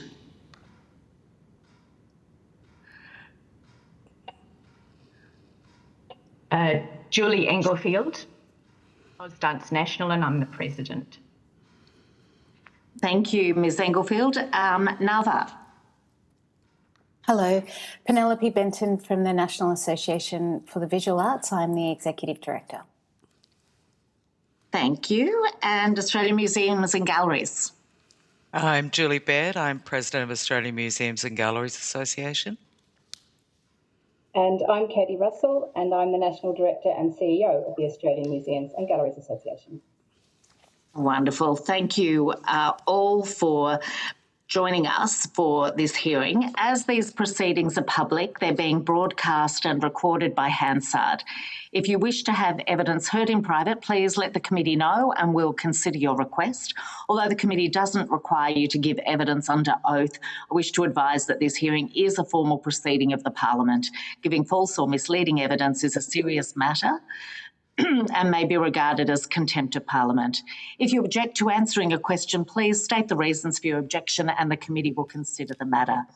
We have copies of your submissions and thank you very much for the thought you put into those. By way of introduction, I'm Susan Templeman, Chair of the committee, member for Macquarie and Special Envoy for the Arts, and I'm going to ask other members to introduce themselves for this round table. Ms Doyle, I can see Ms Doyle. I'm just double checking if the Deputy Chair is back. Why don't we start with Ms Doyle because I can see you. Hi everyone, I'm Mary Doyle, member for Aston, which is in the outer eastern suburbs of Melbourne. Mr Moncrieff. Thanks, Chair. It's David Moncrieff, member for Hughes in Southern Sydney. Thank you for being here today. And I know we're going to be joined by others. I can't see who else is there at the moment, but because of the break, I know Ms Aldred will be back in a couple of minutes. And Ms Ryan. Yeah, Susan. Joanne Ryan, member for Lawler, west of Melbourne. Thank you very much. And now I invite the witnesses to make an opening statement. Ausdance National, would you like to kick off? Thank you, Chair Templeman. Committee members, thank you for the opportunity to give evidence on behalf of Ausdance National, Australia's peak body for dance. We represent individuals, small, medium, major organisations and businesses across all forms, styles, cultures and communities of dance practitioners and professionals in all states and territories. Our submission makes one central argument, which is that philanthropic income must supplement public investment, not replace it. Before turning to what would help, I'd like to just name a little bit about what is happening right now, because it's the clearest illustration of what happens when that principle is abandoned. And here are some examples. Fluxus 2 Dance Collective, a Brisbane-based award-winning company with nearly 20 years of operation and a collective of over 140 artists, lost its multi-year operational funding and is now fighting to survive. Dance Makers Collective, the only 4-year funded contemporary dance company in New South Wales, told a parliamentary inquiry last year that it leverages nearly $9 for every dollar of government funding it receives, yet it operates on just $150,000 a year, which is barely enough to employ 2 staff. Ausdance Victoria, the peak body for dance across Victoria, has just had its multi-year operational funding cut by Creative Victoria, part of a pattern in which the number of industry service organisations receiving Victorian government support has fallen 55% since 2022. Ausdance National, 40 over 40 years old, responsible for the development of the Australian curriculum for dance with cross-sector resource, research and development partnerships with Education, State Library, Institute of Sport, had operational funding cut in 2016. The very bodies charged with building the capacity of the sector have no funding with which to achieve this. These are the bodies that deliver training, child safety standards and sector coordination that every other dollar of public and private investment depends on. They're not organisations that failed, they're organisations that were failed. And this is the passion we're asking the committee to interrupt. Philanthropy cannot fill this gap because it concentrates in organisations that already have donor infrastructure. The Australian Ballet raised $13.6 million philanthropically last year. An independent choreographer, a regional dance company or a community dance studio has no equivalent pathway. So what would actually help? In addition and included in our submission are three things. First, reform the Australian Cultural Fund. We commend Creative Australia for it, but it's built around short-term project campaigns. Its match funding ceiling of $5,000 is not transformative, and it remains underutilised by those who need it most. We ask it be reoriented to support multi-year operational giving, that the match funding ceiling be meaningfully increased, and that investment in capability helps small organisations actually run successful campaigns. Because Oz Art Day showed us clearly that without existing donor networks, even a government-designed giving day produces wildly unequal results. Second, introduce tax incentives for operational giving, not just capital campaigns. Our members need wages paid, rehearsal space covered, creation time funded. Singapore's 250% tax deduction for qualifying non-profit donations has demonstrably shifted donor behaviour towards sustained structural giving. A similar model here would change what philanthropy can actually do for the small end of our sector. Third, expand match funding, especially with a regional and cultural weighting, directed towards regional, culturally diverse and First Nations organisations, the parts of the sector philanthropy will never reach on its own. Instead of $1 of government funding buying $1 of activity, it can buy two. This is demand-driven and self-limiting. It doesn't create fixed liabilities for the government. None of these reforms replaces the need for restored operational public funding. They're additions to a strong public base, not substitutes for one. We urge the committee to say so clearly in your report. We welcome your questions. Thank you. And thank you for your submission.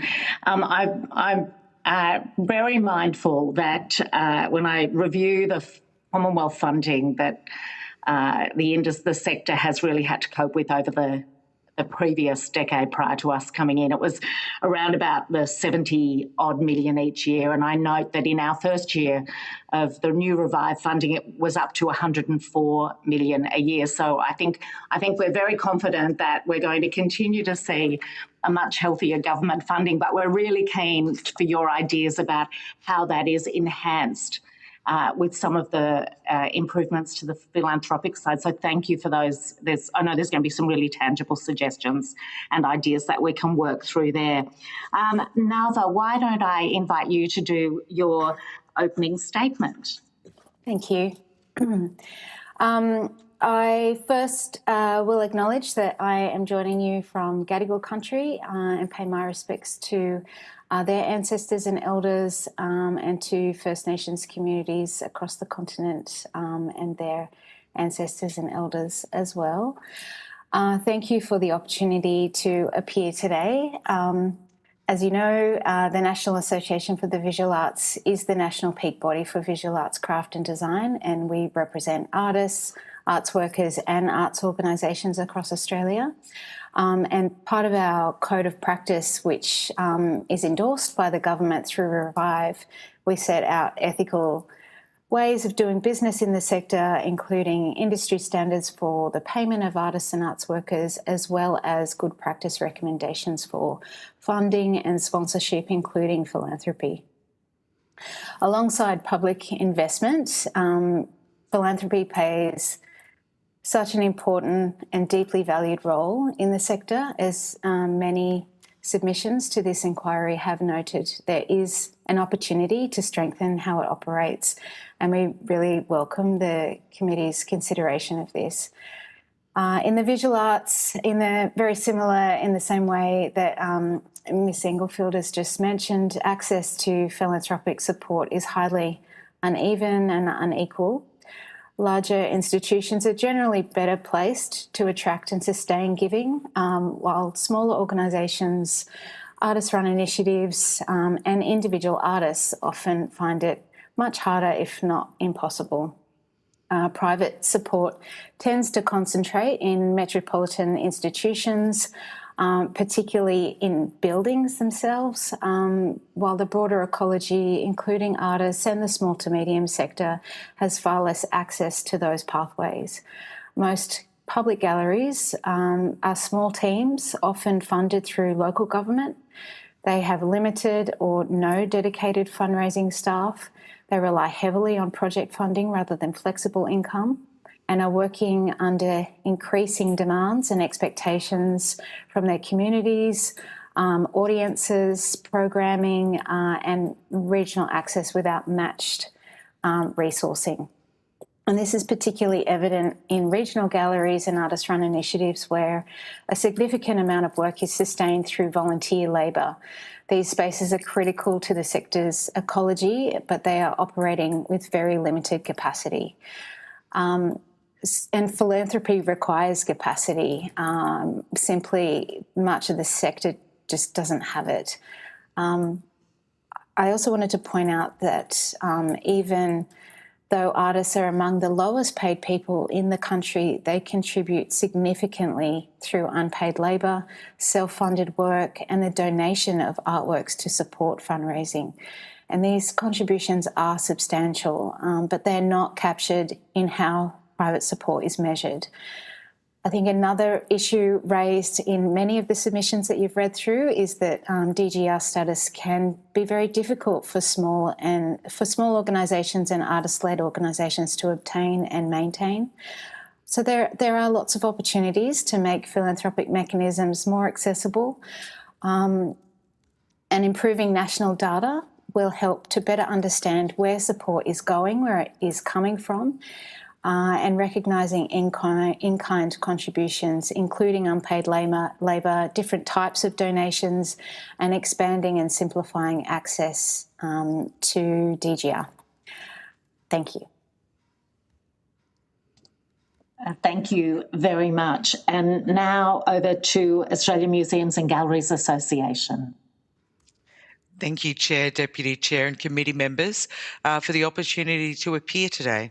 I'm dialing in from Newcastle, which is Worimi and Awabakal country in the Hunter region of New South Wales, and I pay my respect to elders past, present and emerging. I'm Julie Baird, I'm National President of Amaga, but I'm also Director of Newcastle Museum, and I've volunteered with Hunter Chapter of Amaga for decades and began my 35-year museum career as a volunteer. Amaga's CEO, Katie Russell, is also online today. Amaga's submission has one central argument, that is, in the museum and gallery sector, volunteering is philanthropy. The Giving Attitude reports produced by Creative Partnerships Australia are the closest thing the sector has to a national private giving evidence base, and they document this clearly. What our submission does is show how that phenomenon is experienced day to day in our sector, where over 50,000 Australians volunteer in more than 2,500 institutions, of which roughly 3/4 are volunteer-led. I won't restate the submission, but I want to make a different point to the committee today. This inquiry is happening at the same time as the Art of Tax Reform process led by the New South Wales Government, Delivering the Future Estate by the Department of Defence, and the next round of the National Cultural Policy. That alignment is rare, and it gives this sector something we don't usually have as a chance to be visible. Right now, our sector isn't visible in an ecosystem. The lion's share of philanthropic attention and support flows to large metropolitan institutions. The volunteer-led community museums, historical societies, First Nations keeping places and regional museums that hold the rest of the distributed national collection are largely invisible to potential funders, including private donors who would give if they knew where to give. Let me make that a little bit concrete. So Newcastle Art Gallery has just reopened after a major expansion backed by federal, state, local and private investment. It's exactly the model of multi-tier co-investment supplemented by private giving that this this inquiry is examining. It does work particularly well in capital projects and in collection development. I'd now direct your attention to Newcastle Museum, a separate institution down the road and now 15 years since reopening. The same co-investment model has not reached us, or the volunteer-led museums and historical societies across the Hunter and beyond. That is what invisibility looks like in practice. Institutions doing serious work that simply don't appear on the map for funders. And the infrastructure that connects this sector, the peak body itself, is also stretched. Amaga's New South Wales branch is currently strained, not for want of will, but for want of volunteer capacity. The connective tissue that makes the sector legible to government and to philanthropy itself volunteer supported, and it is wearing thin. At a national level, Amaga operates with no foundational government or private support, except for project-based grants or the occasional donation and bequest. We're entirely dependent on our annual membership renewals to survive. Philanthropy coexists with capital projects and collection development, but the daily operations of support services and the majority of our sector remain invisible. Amaga's role, as my recent letter to the sector put it, is to build bridges across the entire sector and to be a united voice for everyone in it, from regional and remote volunteer-run museums to major federal institutions. That role matters more, not less, in this policy moment. So we ask the committee to use this inquiry to recommend 3 things. First, give the sector visibility by funding a national census of museums and galleries and the National Museum and Gallery Register that Amaga has been promoting actively since our 2025 pre-budget submission.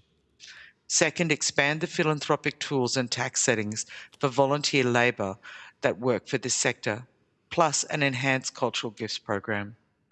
Third, plan for a more equitable distribution of public investment across the 3 tiers of government, with private giving as a supplement, not as a substitute. Thank you. Thank you very much. And you're obviously all here as peak bodies who have a really good picture, one layer up from your members. So we really value that expertise that you bring. I want to start with really identifying the systemic problems that you've talked about in your submissions, and they all talk about describing philanthropy as structurally concentrated, and you've alluded to those in some of the opening statements.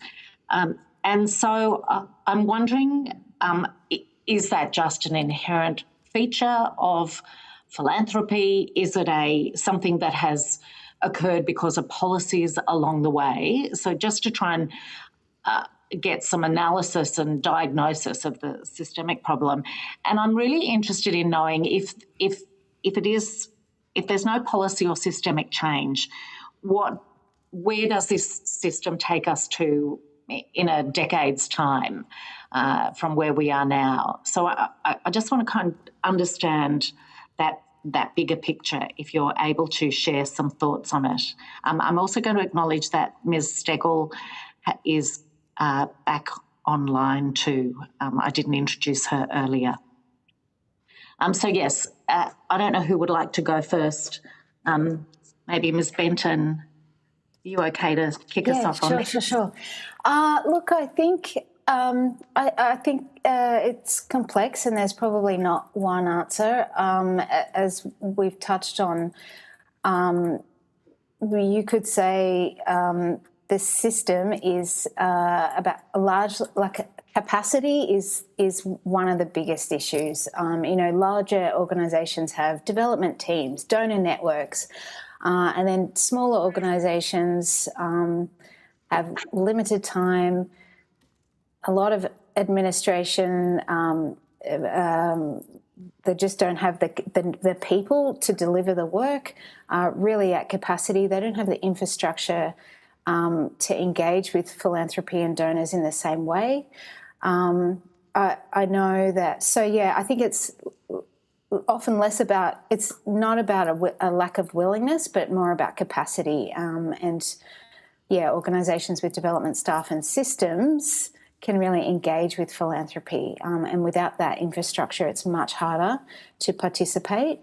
And then, of course, there are systems around DGR, again, like a lot of admin, but I think a lot of it is having the time to develop the relationships that small organisations barely, the staff are barely getting through. Well, they're not getting through their to-do list, And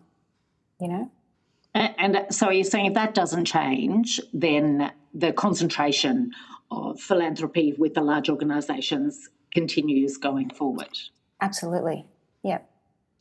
Either Margot or Ozdance, would you like to share some thoughts on this big picture stuff? Yes, I mean, I agree with my colleague. The giving system's unequal because access to philanthropy it's not based only on artistic merit or community value. It's based on institutional capacity, visibility, proximity to wealth. So as we've heard, major companies have access to development teams and donor networks. Small to medium organisations don't. However, as we know, those small to medium organisations are absolutely critical in the ecosystem, and without them, there will be no big fancy companies. So philanthropy tends to reinforce existing advantage. So it's not a neutral market. It follows relationships, visibility, confidence, and then it compounds inequality, much like our society today. The government probably can look at correcting that by funding shared development infrastructure, matched giving, fiscal sponsorship, donor platforms and brokerage, as we heard in the previous session. So the access to those philanthropists and funders is almost impossible for small organisations.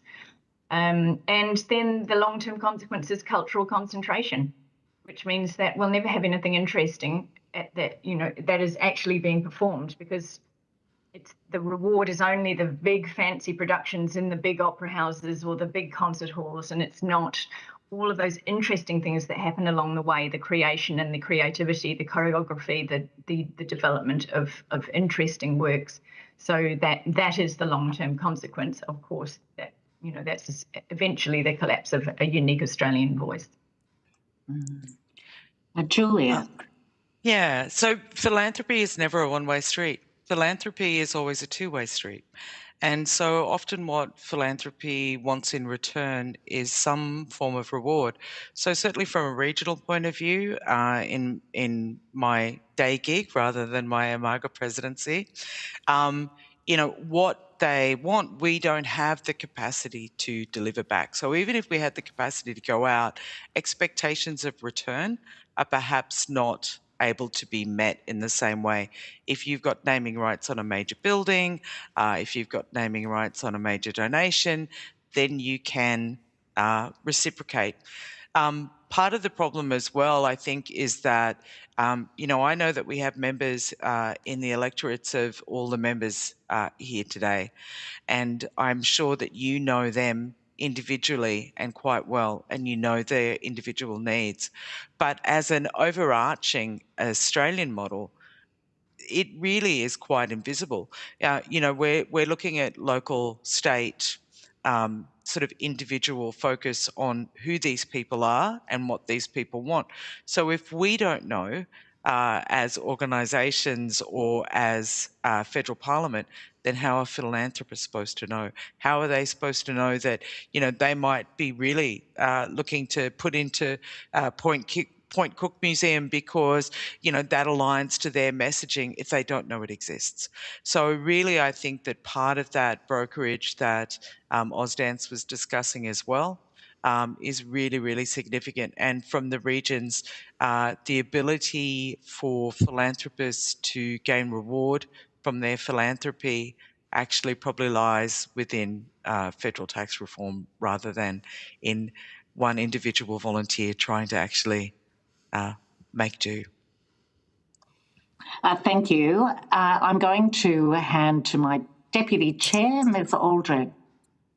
Thank you very much, Chair. My first question is to you, Ms. Baird. I was most interested in your opening statement. Thank you very much. And I imagine there would be the potential, or certainly there actually is a close engagement with schools and education providers. Just wondering whether you see that reflected perhaps in some of the philanthropic contributions. A lot of the contribution from education is really footfall through the door. So a lot of smaller museums rely on school groups, particularly during those difficult winter months when perhaps tourism is lower, people aren't on the road as much. And so often educational buy-in leverages numbers which help us with grants. And so, you know, that's the power within community museums, is that connectivity. They know their local area better than anyone. They're about identity and they're about narrative.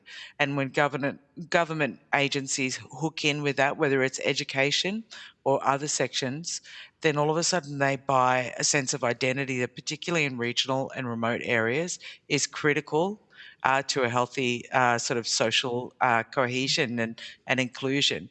It's the one thing that you can achieve through a regional institution, is that sense of purpose and belonging and significance and difference. Thank you. And through you, Chair, one more question, if I may. I represent a regional community, and we have, you know, a large quantum of heavy industry. And I always say that it's important to have a social licence to operate, no matter what industry you're in or what project or business. And part of that is being ingrained in the local community. I'd be interested in the perhaps perspectives of all witnesses, just with my particular interest in regional communities, whether you do see a strong representation and reflection of that corporate community giving coming through, or whether you've got, you know, any particular observations perhaps to make along with that.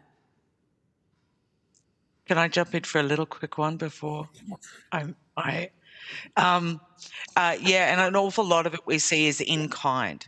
So in fact, sometimes it works against the local community because they're not raising the revenue. So the small hardware shop will provide the paint for the volunteer-led organisation. You know, the hardware shop will give them the opportunity to do a sausage sizzle. So I think it is deeply embedded in that, but without having some form of reciprocal arrangement, it becomes sometimes an internal circle. And so what we really want to make sure is that the amazing stories, like I know that in your area you've got the Vietnam veterans down there, those kind of stories that are devolved from state capitals and in regional areas are supported through supporting our volunteers, who we all know this is an ageing population of volunteers within the sector.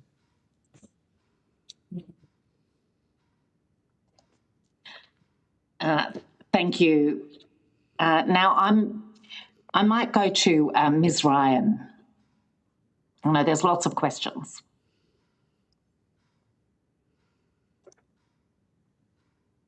Thank you, Susan. And thank you to everyone who's put these submissions into us. It is really helpful. And obviously the inquiry, as it seems from today's hearings, is very timely. So my question is more around how you think, or your insights into how government can impact to ensure that those working across arts and culture at the most grassroots level can get the support that they need.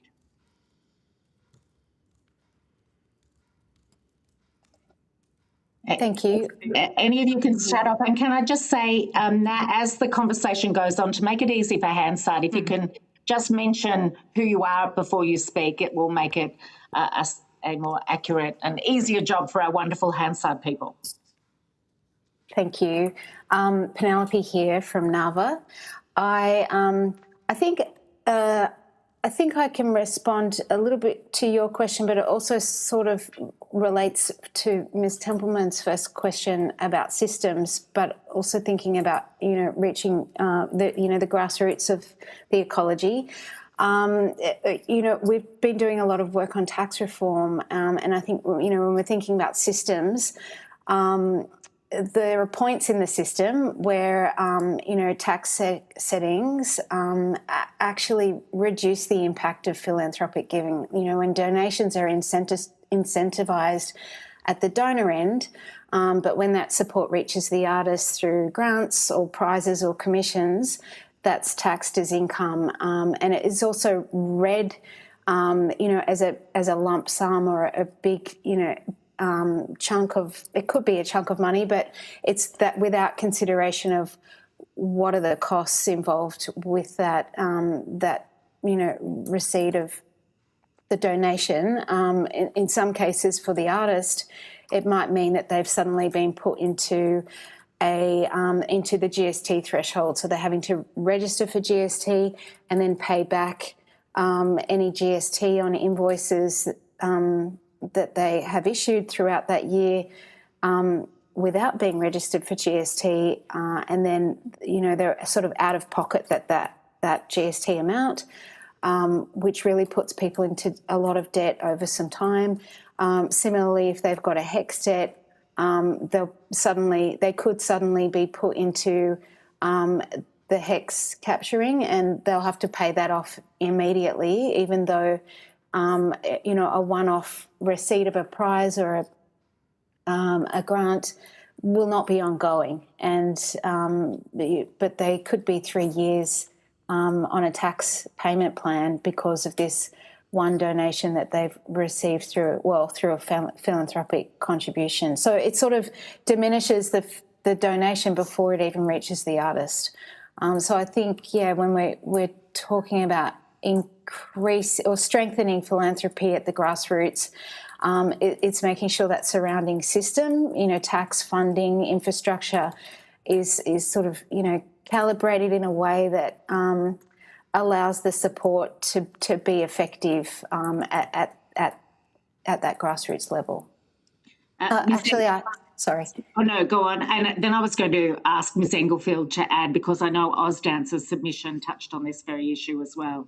Okay, well, maybe I can circle back. You could do that, because I think touring is another good example of this as well. But let's before we lose the come thing. back to that thought. Englefield. Julie Englefield, Ausdance. Yes, there are lots of possible government levers that can be pulled to improve more equity of access to government, to philanthropic funding. And so one of those, which was talked about in the previous session, was about the development or access to a national giving platform. We currently have the Australian Cultural Fund. That's a good start, but it needs to be vastly expanded along with matched giving, which, as we all know, is a very well leveraged use of government money. The other thing is equitable access to the philanthropists themselves. As discussed in the previous session, most of those databases are behind paywalls and they're very expensive. So small to medium organisations and individuals, independent artists, there's no way on earth that they can afford them. Alternatively, it may be that the peak bodies themselves have access to those, and then as members they then have access, which would then diversify the revenue of the peak bodies. So that's an alternative model. Expanding match giving structures, and then, as I mentioned earlier as well, higher deductions to support multi-year giving, because we currently that's an area that as in the small to medium sector, which has a very big problem, and the Singapore model has been incredibly effective in supporting and encouraging greater philanthropic donations. I worked in Singapore for many years, and I was there when they introduced the double tax deduction for charities, and prior to that, the conversations in the arts sector and in the charitable sector were essentially We don't have a culture of philanthropy in this country. The Americans have a culture of philanthropy. We don't have one here. And that single change completely changed the game. Can I just ask, on that individuals receiving prizes or philanthropy and it being taxed, do you have off the top of your head, it was mentioned in your, obviously in the submission, but I just wondered if there was any example you could give us in the dance world that would illustrate how that plays out. And you may not be able to think of one off the top of your head. It might be something to take on notice. I mean, actually, I can think of one. Ausdance National has a number of bequests which we provide to essentially as fellowships. And an artist who receives that, for example, a $10,000 bequest to travel, will then have to pay tax on that before they have money available to travel. And in reality, that's not the intent of the benefactor, but it is the reality of the artist. It's considered an income. So yes. Thank you. And I'll steer back to Ms. Ryan, to Amaga.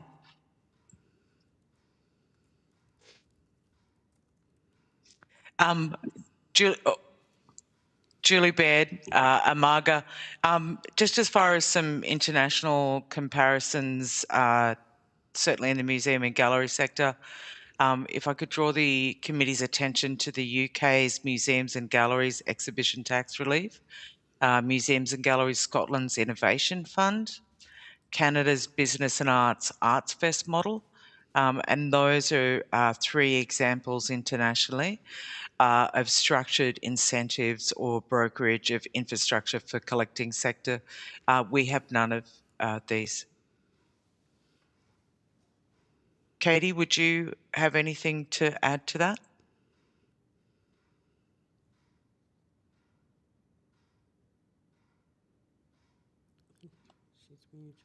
I can't see her unmuting. I'll assume no at this point. Ms. Ryan, if you have more questions, I'll putting you back in the hot seat. I'm all good. Thank you, Chair. Thank you. And thank you, Ms. Ryan, for triggering that discussion, because that's great to see some tangible things. I've just got one follow-up on that, and then I will see if Ms. Stegel would like to ask some questions. Just in terms of the Canadian Art Vest one, it was mentioned in a couple of submissions. I'm just wondering if anyone is able to paint a little bit of a picture of it, because I look at Canada and the way they view this as possibly more aligned with the Australian perspective on things as opposed to the US model. So I'm just interested if anyone is able to paint a little bit of a picture for the committee about what Art Vest is and the key things that make it effective, which may or may not translate, but potentially may. So I don't know if Ms. Baird or it was, as I said, it was mentioned in a few submissions.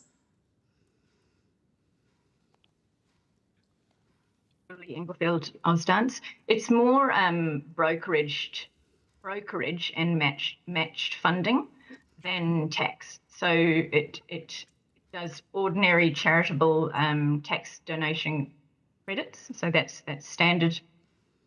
And it's got also specialised tax treatment for certified cultural property. There's been a few people talking in the last few hours about recognition of in-kind and volunteer, and perhaps looking at treatment of those as taxable donations. And then they also do that.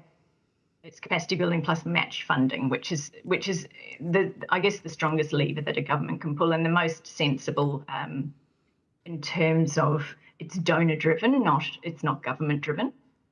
Mm. Okay, thank you. Yes, it's interesting to see it emerging in a number of submissions as a potential relevant model. Ms. Stegel, I'll hand over to you. Thank you. No, it's interesting, the suggestions in relation to the tax reform to try and assist that,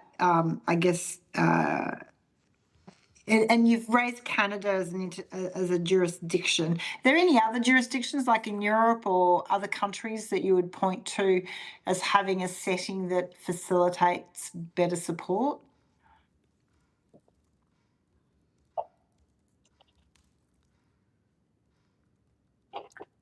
I don't have a response to that, but I'm happy to take it on notice and have a. I need to do that work anyway. Yeah, I guess I'm thinking the UK or in France, where maybe traditionally the arts are, there's better. It's a more long-standing, I guess. In the area of NGOs and non-for-profits, that impact investment is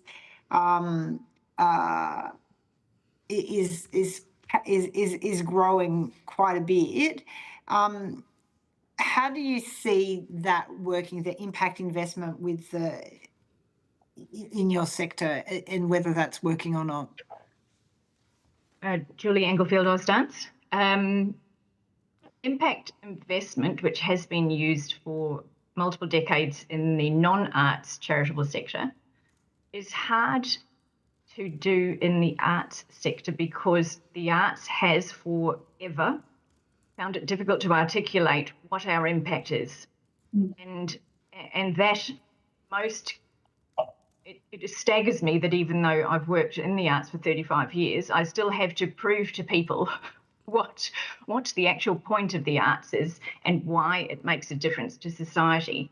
So support in helping, for an example, a large company or large organisations can probably find it easier to articulate that, but also don't need to, as much as the small to medium sector that does need to articulate that, particularly in regional areas and remote areas, and particularly with First Nations communities. So that support, I work quite closely with different arts departments around the country, and what I do find frustrating is that the institutions that are built for the arts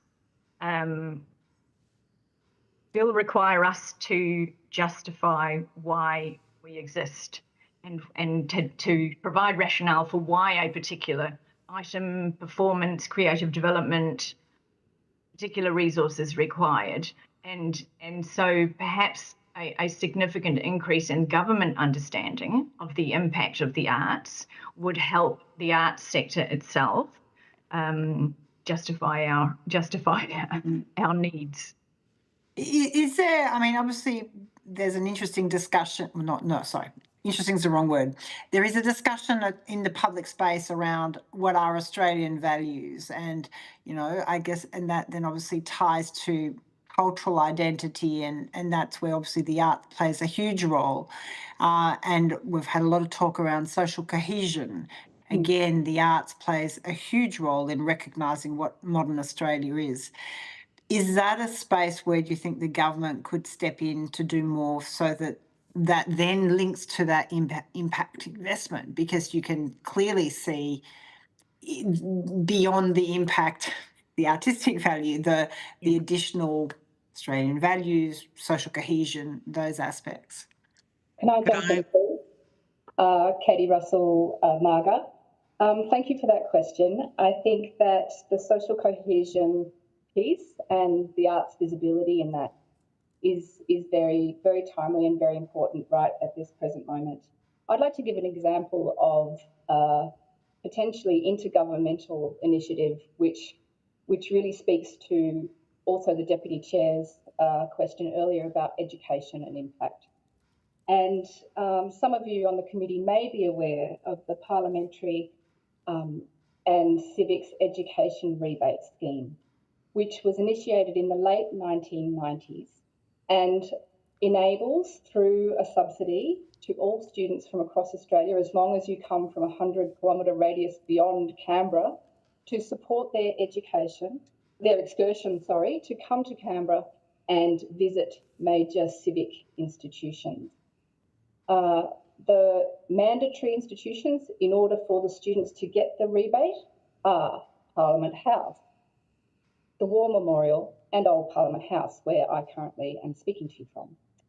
Now, those mandatory organisations have to be visited by all three have to be visited by the student to get the rebate, to get the stamp, literally. And while I was working in a major federal arts institution, lion's share of my time there was to get that institution as an arts institution on the list of the also ran organisations for the Parliamentary and Education rebate.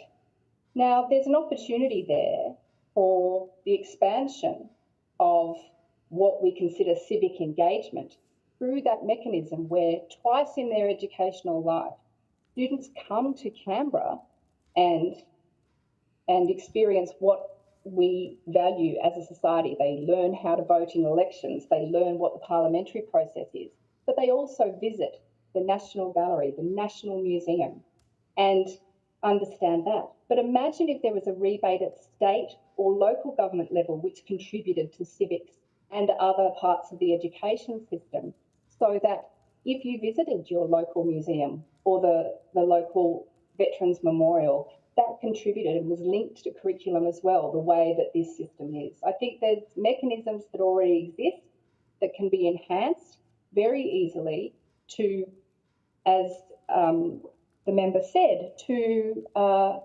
make the arts more visible around issues of social cohesion and civic participation. And I think that's just one small example, which I'm happy to provide more details offline. Thank you.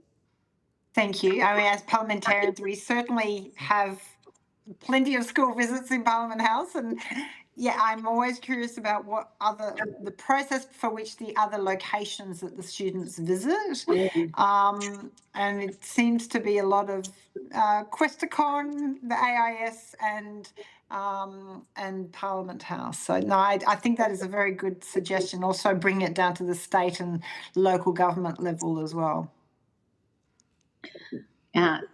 Thank you. Ms. Daigle, have you got any further questions at this time? Great. I'm going to head to Mr. Moncrief, please. Thank you, Chair. I just had a question around the role of volunteering and on how that's recognised. And so how do you think that there's appropriate recognition in place of the role of volunteering, and whether there's appropriate tax and financial incentives in place for that at the moment?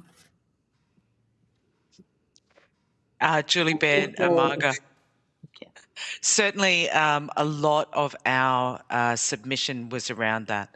So, as I was saying before, regional and remote volunteering, people give their heart, their soul, days and days of their lives, and there is absolutely no recognition through taxation. So it's basically you can get tax incentives for donations of large and expensive collection, but you do not get tax incentive for waking up at 3:30 in the morning to make sure that your museum is ready for an Anzac service. This is one of the things that Amaga has really promoted through theirs, and also looking at cultural membership rebates as well. So people who join arts organisations, giving them almost like a private health insurance rebate for joining cultural organisations, and that helps us to create a robust, multi-layered financial support for volunteering, and hopefully spread some of those age brackets so it certainly doesn't fall within that ageing population. Thank you. Thank you. Thank you. Yes, Penelope, go for it. Thank you. Penelope here from Narva. Just to add to that, thank you for that question. Good one. Agree. There is no recognition for volunteers across the visual arts sector, and that's volunteering not just in regional galleries, but also artist-run initiatives. Actually, most public galleries will have volunteers do all sorts of things, and I've been hearing increasing situations where local government galleries will where they're needing to save or cut budgets, they will leave quite often their Friends of the Gallery program to look after the gallery in place of staff. There is no, Miss Baird has just spoken about no tax breaks for volunteers. Like there's no recognition. They can't even claim, the lunch that they might buy or the travel to get to the gallery to do the volunteer work. There is no tax deduction at all to be a volunteer. So that is something that absolutely needs to change. In the same, quite similar to the way that artists are volunteering their labour and their artwork to lots of, fundraisers to things. There's no recognition of that at all, or even collection of the scale of it, really.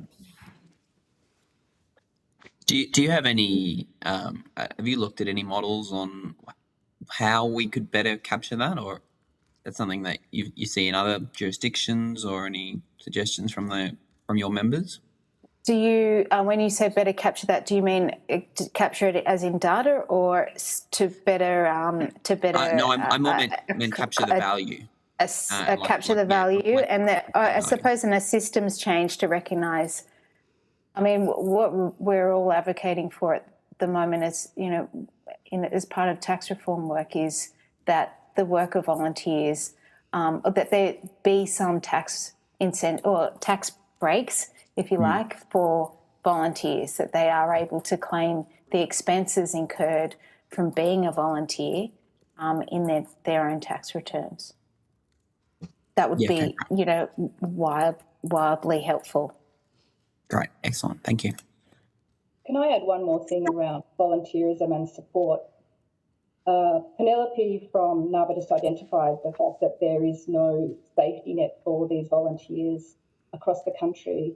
For a long time, as part of as a benefit of Amaga membership, we are a broker for volunteer workers insurance, so that if an accident occurs while volunteering in one of our member organisations that's taken up this insurance, they're actually protected like a worker would be. Because at the moment, there's a huge amount of risk and no protection for a volunteer who undertakes this work out of their own goodwill. If they fall down the steps or the scenarios that could happen, at least there's that protection. So it's it's the most popular, one of the most popular elements of our membership for the smallest of the small organisations. And we're working very closely with our insurance company to make sure we can offer it up the tiers of our membership, because at the moment it's only offered to volunteer-run organisations. So at least it's there for them. But I think, as Penelope said, there's a need right through the spectrum of the sector. And I think another potential, myth seems too strong, but volunteerism isn't only in the small to medium. As I said, working in a large institution, they are also heavily reliant on volunteer labour, especially to deliver education programs, actually, and visitor services. So volunteerism is intensively and differently deployed, but throughout our sector.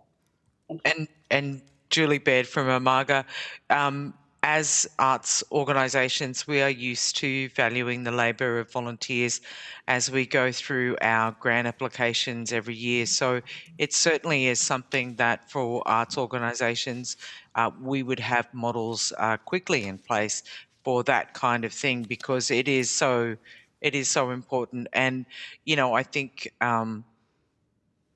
that philanthropic pool and generational change could really go a long way with this kind of project. Julie Englefield from Ausdance. The situation with the volunteer community ageing would be very well impacted if such a tax deductibility was possible. Currently, as Julie Baird said, all arts organisations value and volunteer support at a certain rate for a certain number of hours every time we do our reporting, much the same as we value in-kind contributions. In some organisations, an in-kind contribution is made, and it's an accounting exchange. So someone will say donate the services of an audit or something like that, and they will invoice the organisation for that amount, and then they will donate that amount back. It's a very complex way of doing things, and obviously is unnecessary burden, but we do have systems in place, and even standard accounting systems could capture volunteer data and send that through to the tax office. The problem is with the very small and micro organisations and individuals and independents who probably don't even have those accounting systems in place. Right, thank you. Thanks. Mr. Moncrieff, did you want to ask something else? Oh, yeah, if there's time, I might just ask. I was just going to say as well, in relation to some of these digital platforms for philanthropy as well, I was just wanting to chat to check how effective those have been, especially in terms of reaching some of those smaller organisations that haven't had. Has that been an equaliser for the sector, or has it still skewed towards the larger ones? Julie Inglefield, Ausdance. Initially, it was an equaliser in two ways. One, it finally allowed everybody to start raising funds legally outside their own state or territory, and it enabled people to get the message out. But now that space is so crowded that unless you are absolutely brilliant at running a campaign, and those are incredibly skilled people, there's no way you can raise enough funds on those platforms anymore. When is that? How long has that change been in place? That change has taken place over the last probably 12 to 15 years.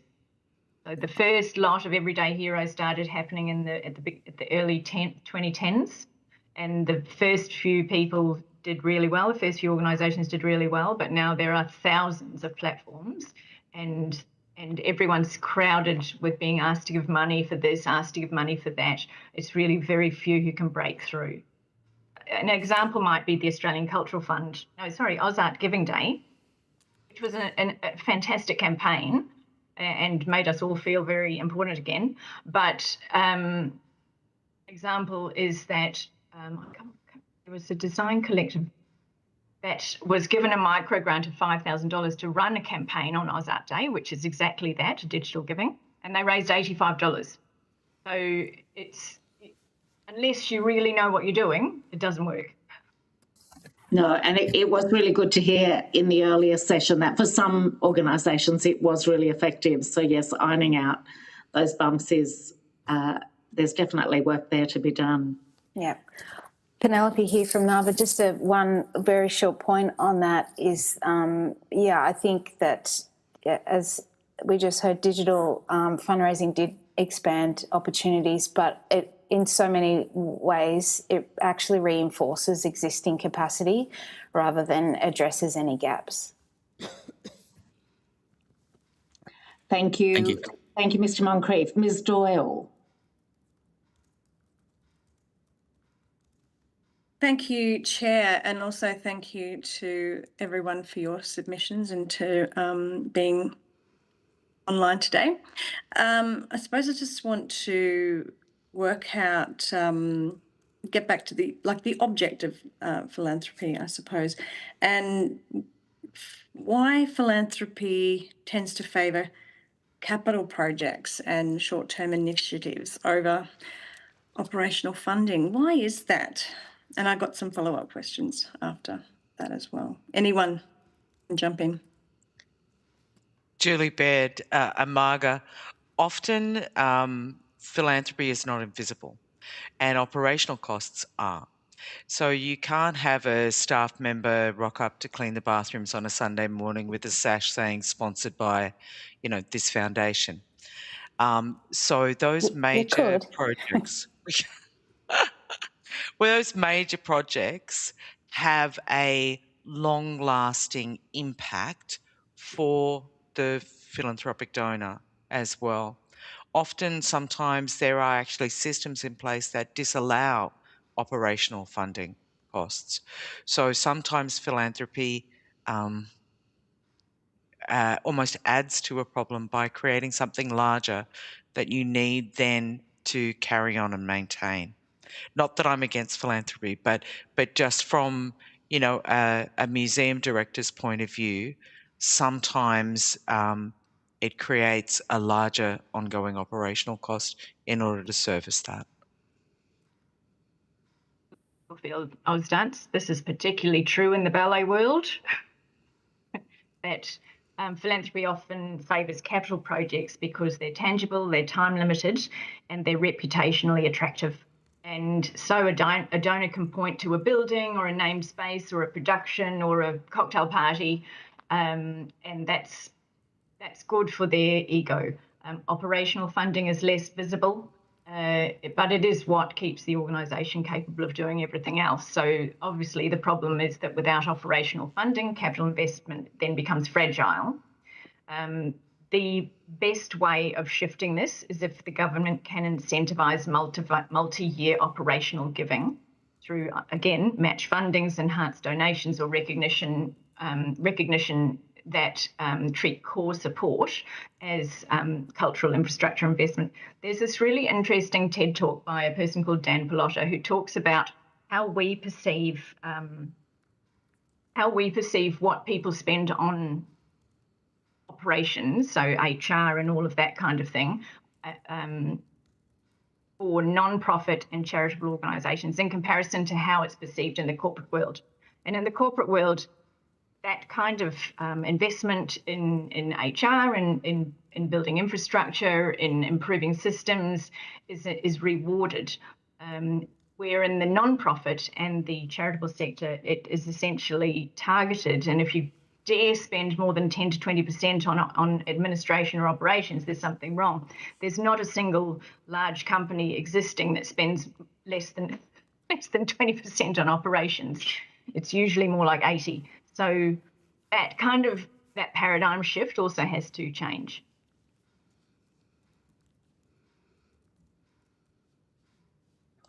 And anyone else before I ask another follow-up question? Great, they were fantastic answers.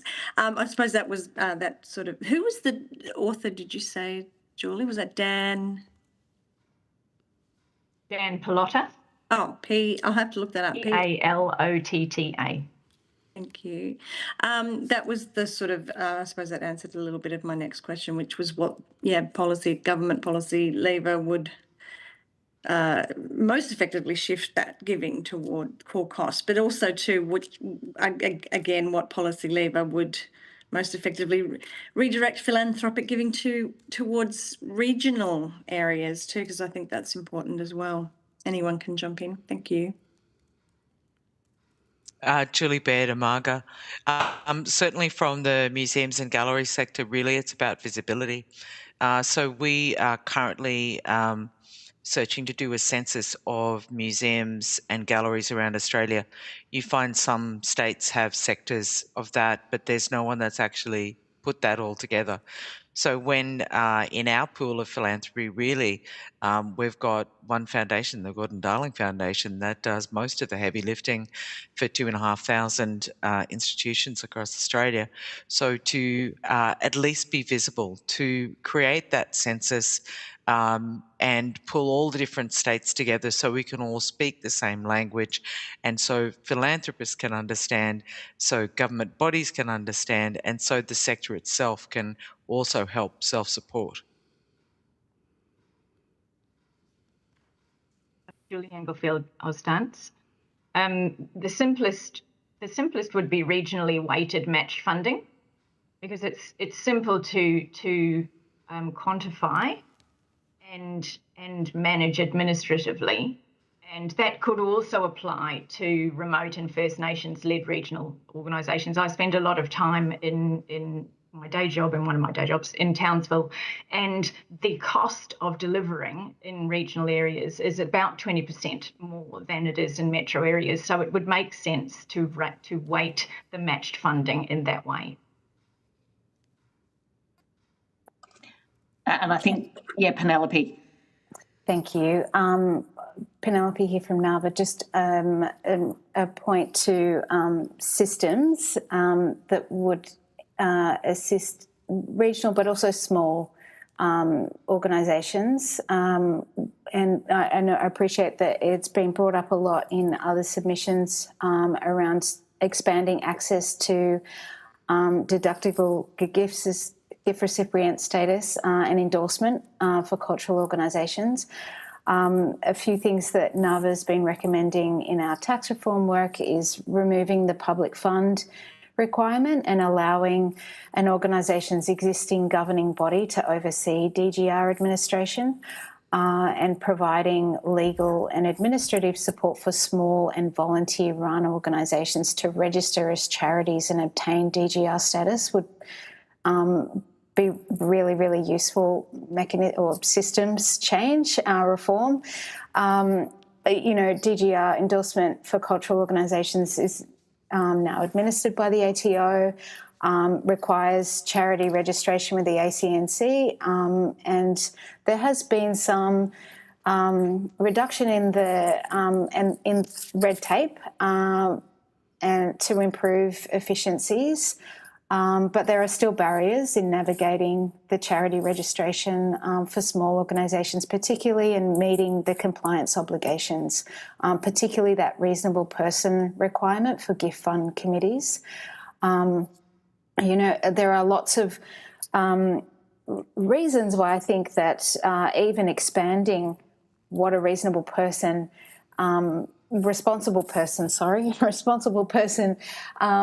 could be recognised as. Like currently, art. We know that artists and arts workers are among the most educated people across the country, lowest paid, but highly educated, and many of them will be members of their own professional associations. So recognising them as responsible persons for gift recipient, gift fund committees, if that's a requirement, is also another way I think that would ease some of that pressure and exclusion. Thank you for all of your answers. They're terrific. Oh, if anyone wants to continue, I'm happy for that too. Julie Inglefield, Ausdance, just on that DGR thing.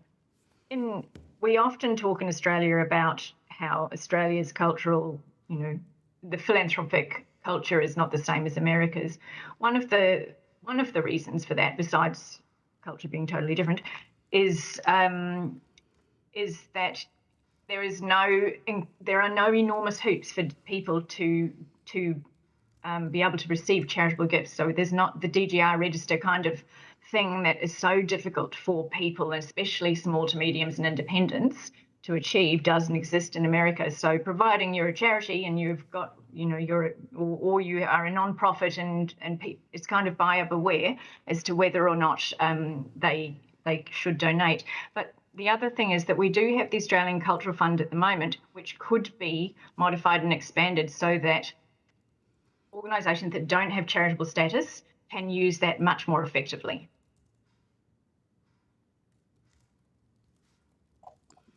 Katie Russell, Amaga. There's also things that we can learn across the arts as well. So in terms of that philanthropic support, again, it's an American inheritance, but it's certainly translated into the performing arts industry much more than, say, the visual arts or the institutional sector. I'm talking about named chairs or named principal dancers or even named instruments, as we see in major orchestras. So a philanthropist actually supports a position or a role or a piece of collection. And I think that just those options aren't really publicised in the Australian philanthropic landscape, because I can see how that sort of match funding could really work in especially the major visual arts institutions, but also the museums in terms of you know, a curatorial chair that's funded privately, etc., etc. I think it's just about visibility of the potential and the other things that happen in other jurisdictions and across in other parts of the arts landscape that just need to have more visibility, as we said. Julie Baird and Marga, as the person sitting in the room speaking from the regional setting that spent a life in local government funded museums, can I just also say we also have to value ourselves? You know, certainly from, you know, I'm the first regional museum director to be the president of the Imaga. I'm the first local government person to be president of Imaga. We need to actually go out there and all of you as representatives of your area to speak to why this matters and why this culture matters. The Mayor of Dubbo put it really well once when he was talking. He said that he funded the arts not because he liked the arts. He went to the sports on the weekend. He didn't care about the arts, but doctors did and specialists did. And so if he funded the arts, then he would have a better health system. And that better health system would support the better sport ecosystem. And so it's not about everybody has to enjoy the arts.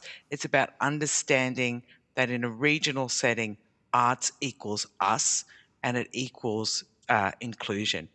And so, you know, I think really when you start to look at it as beyond producers and more about the identity of your city and your town, then it matters. Then the arts matters. Nicely said.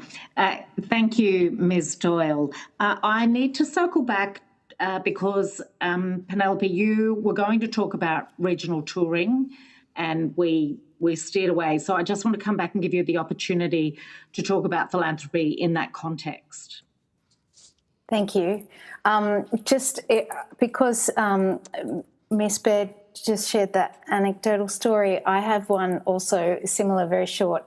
When we were doing our code of practice revision work and we were doing consultation, many from different regional areas mentioned several times that they knew as a volunteer-run gallery in town, they were the only social space for their communities that wasn't the pub. Recognising that there is no tax incentive for that, they're completely out of pocket, volunteer run. I think if that's a beautiful anecdote for philanthropy. Back to touring. I wanted to make the point that touring or travelling exhibitions are, crucial and important part of an artist's career development. Expanding artists and curators' ability to connect with audiences, enhance the touring venues in wherever the tour is going all across the country, and amplify the investments in the artist's work. But touring is so expensive, increasingly so. Logistics are really complex. It really relies heavily on coordination and public investment to make it viable. Philanthropy can contribute in parts, and it does, but it's really not well suited to funding touring at scale or sustaining that kind of infrastructure over time. And so I guess I wanted to make the point of that being a hook to what I heard you ask the panellists in the previous session, which is, why multi-year funding was important. And if there's time to make that point as well, I think there's a fairly consistent view across submissions that philanthropy works best where there's a stable base of public investment to build on. Multi-year public funding plays an important role in supporting philanthropic giving. And from a donor perspective, it really provides confidence that an organisation or a project has a stable base and the capacity to deliver what's being proposed. And that sense of security can make a real difference to a donor's willingness to commit, and particularly for larger or longer term initiatives. It also, multi-year funding also reduces some of the risk for organisations, allowing them to plan ahead and build relationships or engage more meaningfully with potential supporters rather than operating project to project. There is a broad body of research, I'm sure you've seen, that shows that public investment can leverage private support. And when there's a clear signal of government backing, it really encourages philanthropic contributions to come in alongside it rather than having to fill in gaps. So I think in that sense, multi-year funding doesn't just support the organisation, but it strengthens the conditions that make philanthropy more viable. Thank you. Now, we've got a few minutes left. I'm just going to try and cover off a few key areas. One is for Amaga in particular, but others might want to add to it, around cultural gifts. And because I think it's something like $1 billion in cultural material has gone to museums and galleries since the program began. And that's obviously collections that, in terms of the acquisition, they don't have to pay for. Do you have any thoughts on that program, how it might be leveraged even more? I can jump in on that. Katie Russell, Amaga. So the Cultural Gift Program is currently at 100% tax rebate, and through the tax reform process, we're seeing an advocacy for 150% or 200%, and that was clearly articulated as a benefit when it happened in Singapore and what it changed around the nature of philanthropy. What we see across cultural gifts is, again, donors always think that the thing they have deserves to be in the national institution or the state institution, as opposed to potentially giving so much more joy to the local community. And I think that's really about, again, awareness raising about that potential. And certainly my visibility across the committee that assesses the Cultural Grants Program within OFTA is that often they get all these applications because it's already in train with an institution, and it's always the big end of town again. So it's about, and so the people who do the valuations are often, tasked with finding a regional institution that it might be better suited to. So I think it could happen at the front end, this awareness that cultural giving doesn't have to be to the big institutions. There's so much benefit to be gained from offering it up to your local gallery or your local historical society, because it might enhance the story of place so much more. So I think it's about, again, an awareness raising about the whole program and its scope. The other element is that the conservation costs for a work that's being offered as a cultural gift is on the donor. So it's not taken on that often an institution won't accept something if it needs conservation work. So there's a blockage there. So I think tax settings or the scheme needs to recognise that could be a barrier to further cultural gifts. So they're two elements which I think could be adjusted in that scheme. Thank you. Yes, and I am aware that artists you've mentioned in the submission, artists being big donors, and some of it I know is that they're donating their work. Is there anything you want to add around the role of artists? I can see Penelope's ready to jump in. Did you have anything that you wanted to say, Katie, or just... Okay. No, I think this is your wheelhouse. Thank you. Penelope here from NAVA. Thank you for that question.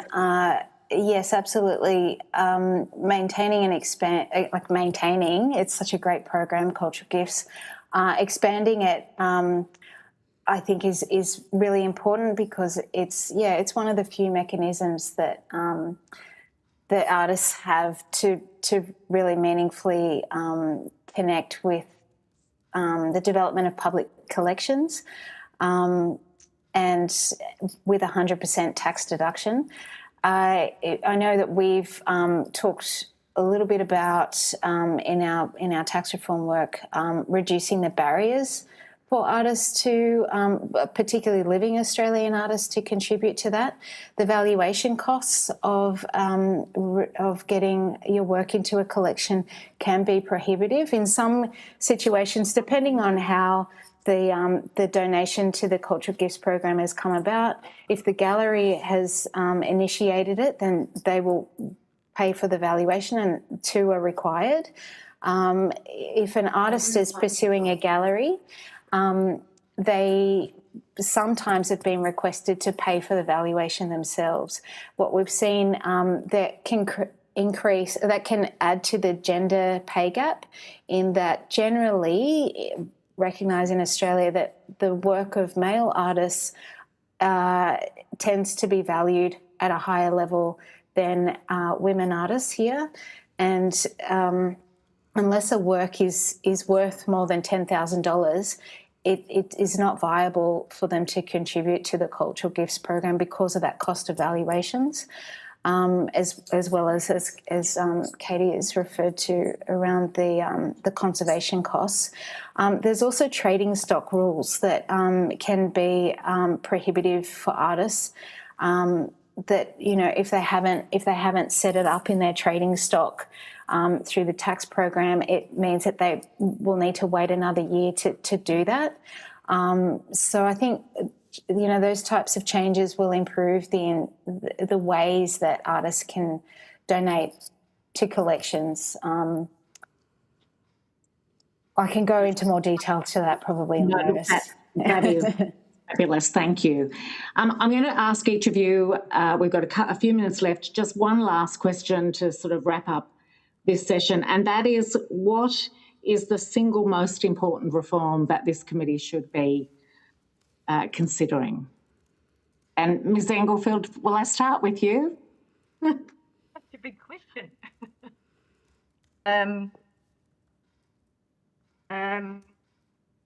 I think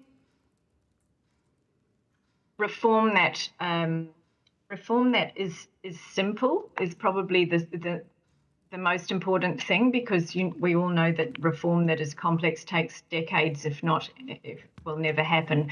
And we have existing infrastructure which could be developed and improved, such as the Australian Cultural Fund, development of the AusArt Giving Day, and the ACNC. Like, those kinds of institutions and infrastructure could be developed to better support philanthropic giving, but particularly matched funding from government is probably the thing that would make the biggest thing to shift the philanthropic culture.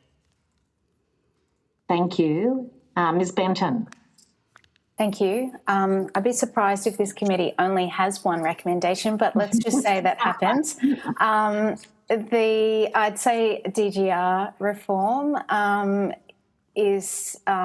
would be the most impactful, mostly because it doesn't just increase the volume of potential giving, it also redistributes access to it, which is something that I started to talk about, and that will allow philanthropy to support a broader component of the ecology. Thank you. And Ms. Baird or Ms. Ritchie, I'll let you each have one if you'd like. So I'm going to say recognise volunteering as philanthropy through tax recognition of volunteer expenses. I think that's something that would really change the ecology nationally. Thank you. And Ms. Ritchie. Katie Russell, Amaga, I think that if there was one thing that could happen, it would be about, again, visibility of the sector. So a register of museums and galleries across the country, so we see the funding, we see the gaps, we see the ageing infrastructure and what that means to accept touring exhibitions. And it's also about the volunteer reliance, and how that mix is working, so that government has that data and knows where to direct funding and support at any one time. There's potential with a register like that for all sorts of organisations, cultural organisations, to be able to upload their opening hours, so that pinball machine museum, which is in sale in Victoria, I believe, only open on Tuesday afternoons and Saturday mornings. Someone who's travelling across the country can actually access it on the right day just by looking at an app. You know, it's a major infrastructure piece, but it would enable so much. Thank you. Look, thank you all very much, not just for your evidence today, but for what you've contributed to your various sectors and the passion that you have for the cultural and arts sectors that you're representing. If you have been asked to provide any additional information, please send this information to the Secretariat by the 20th of May. You will be sent a copy of the transcript of your evidence to which you may suggest corrections. For the awareness of anyone observing or listening, the committee is likely to schedule further hearings, and you can monitor the committee's website for information. Can I again thank you all? Thank you to the committee members. It's been a really interesting but educational process for us all. Thank you for the work you put into the submissions, but also for bringing it alive for us. And the committee is now adjourned.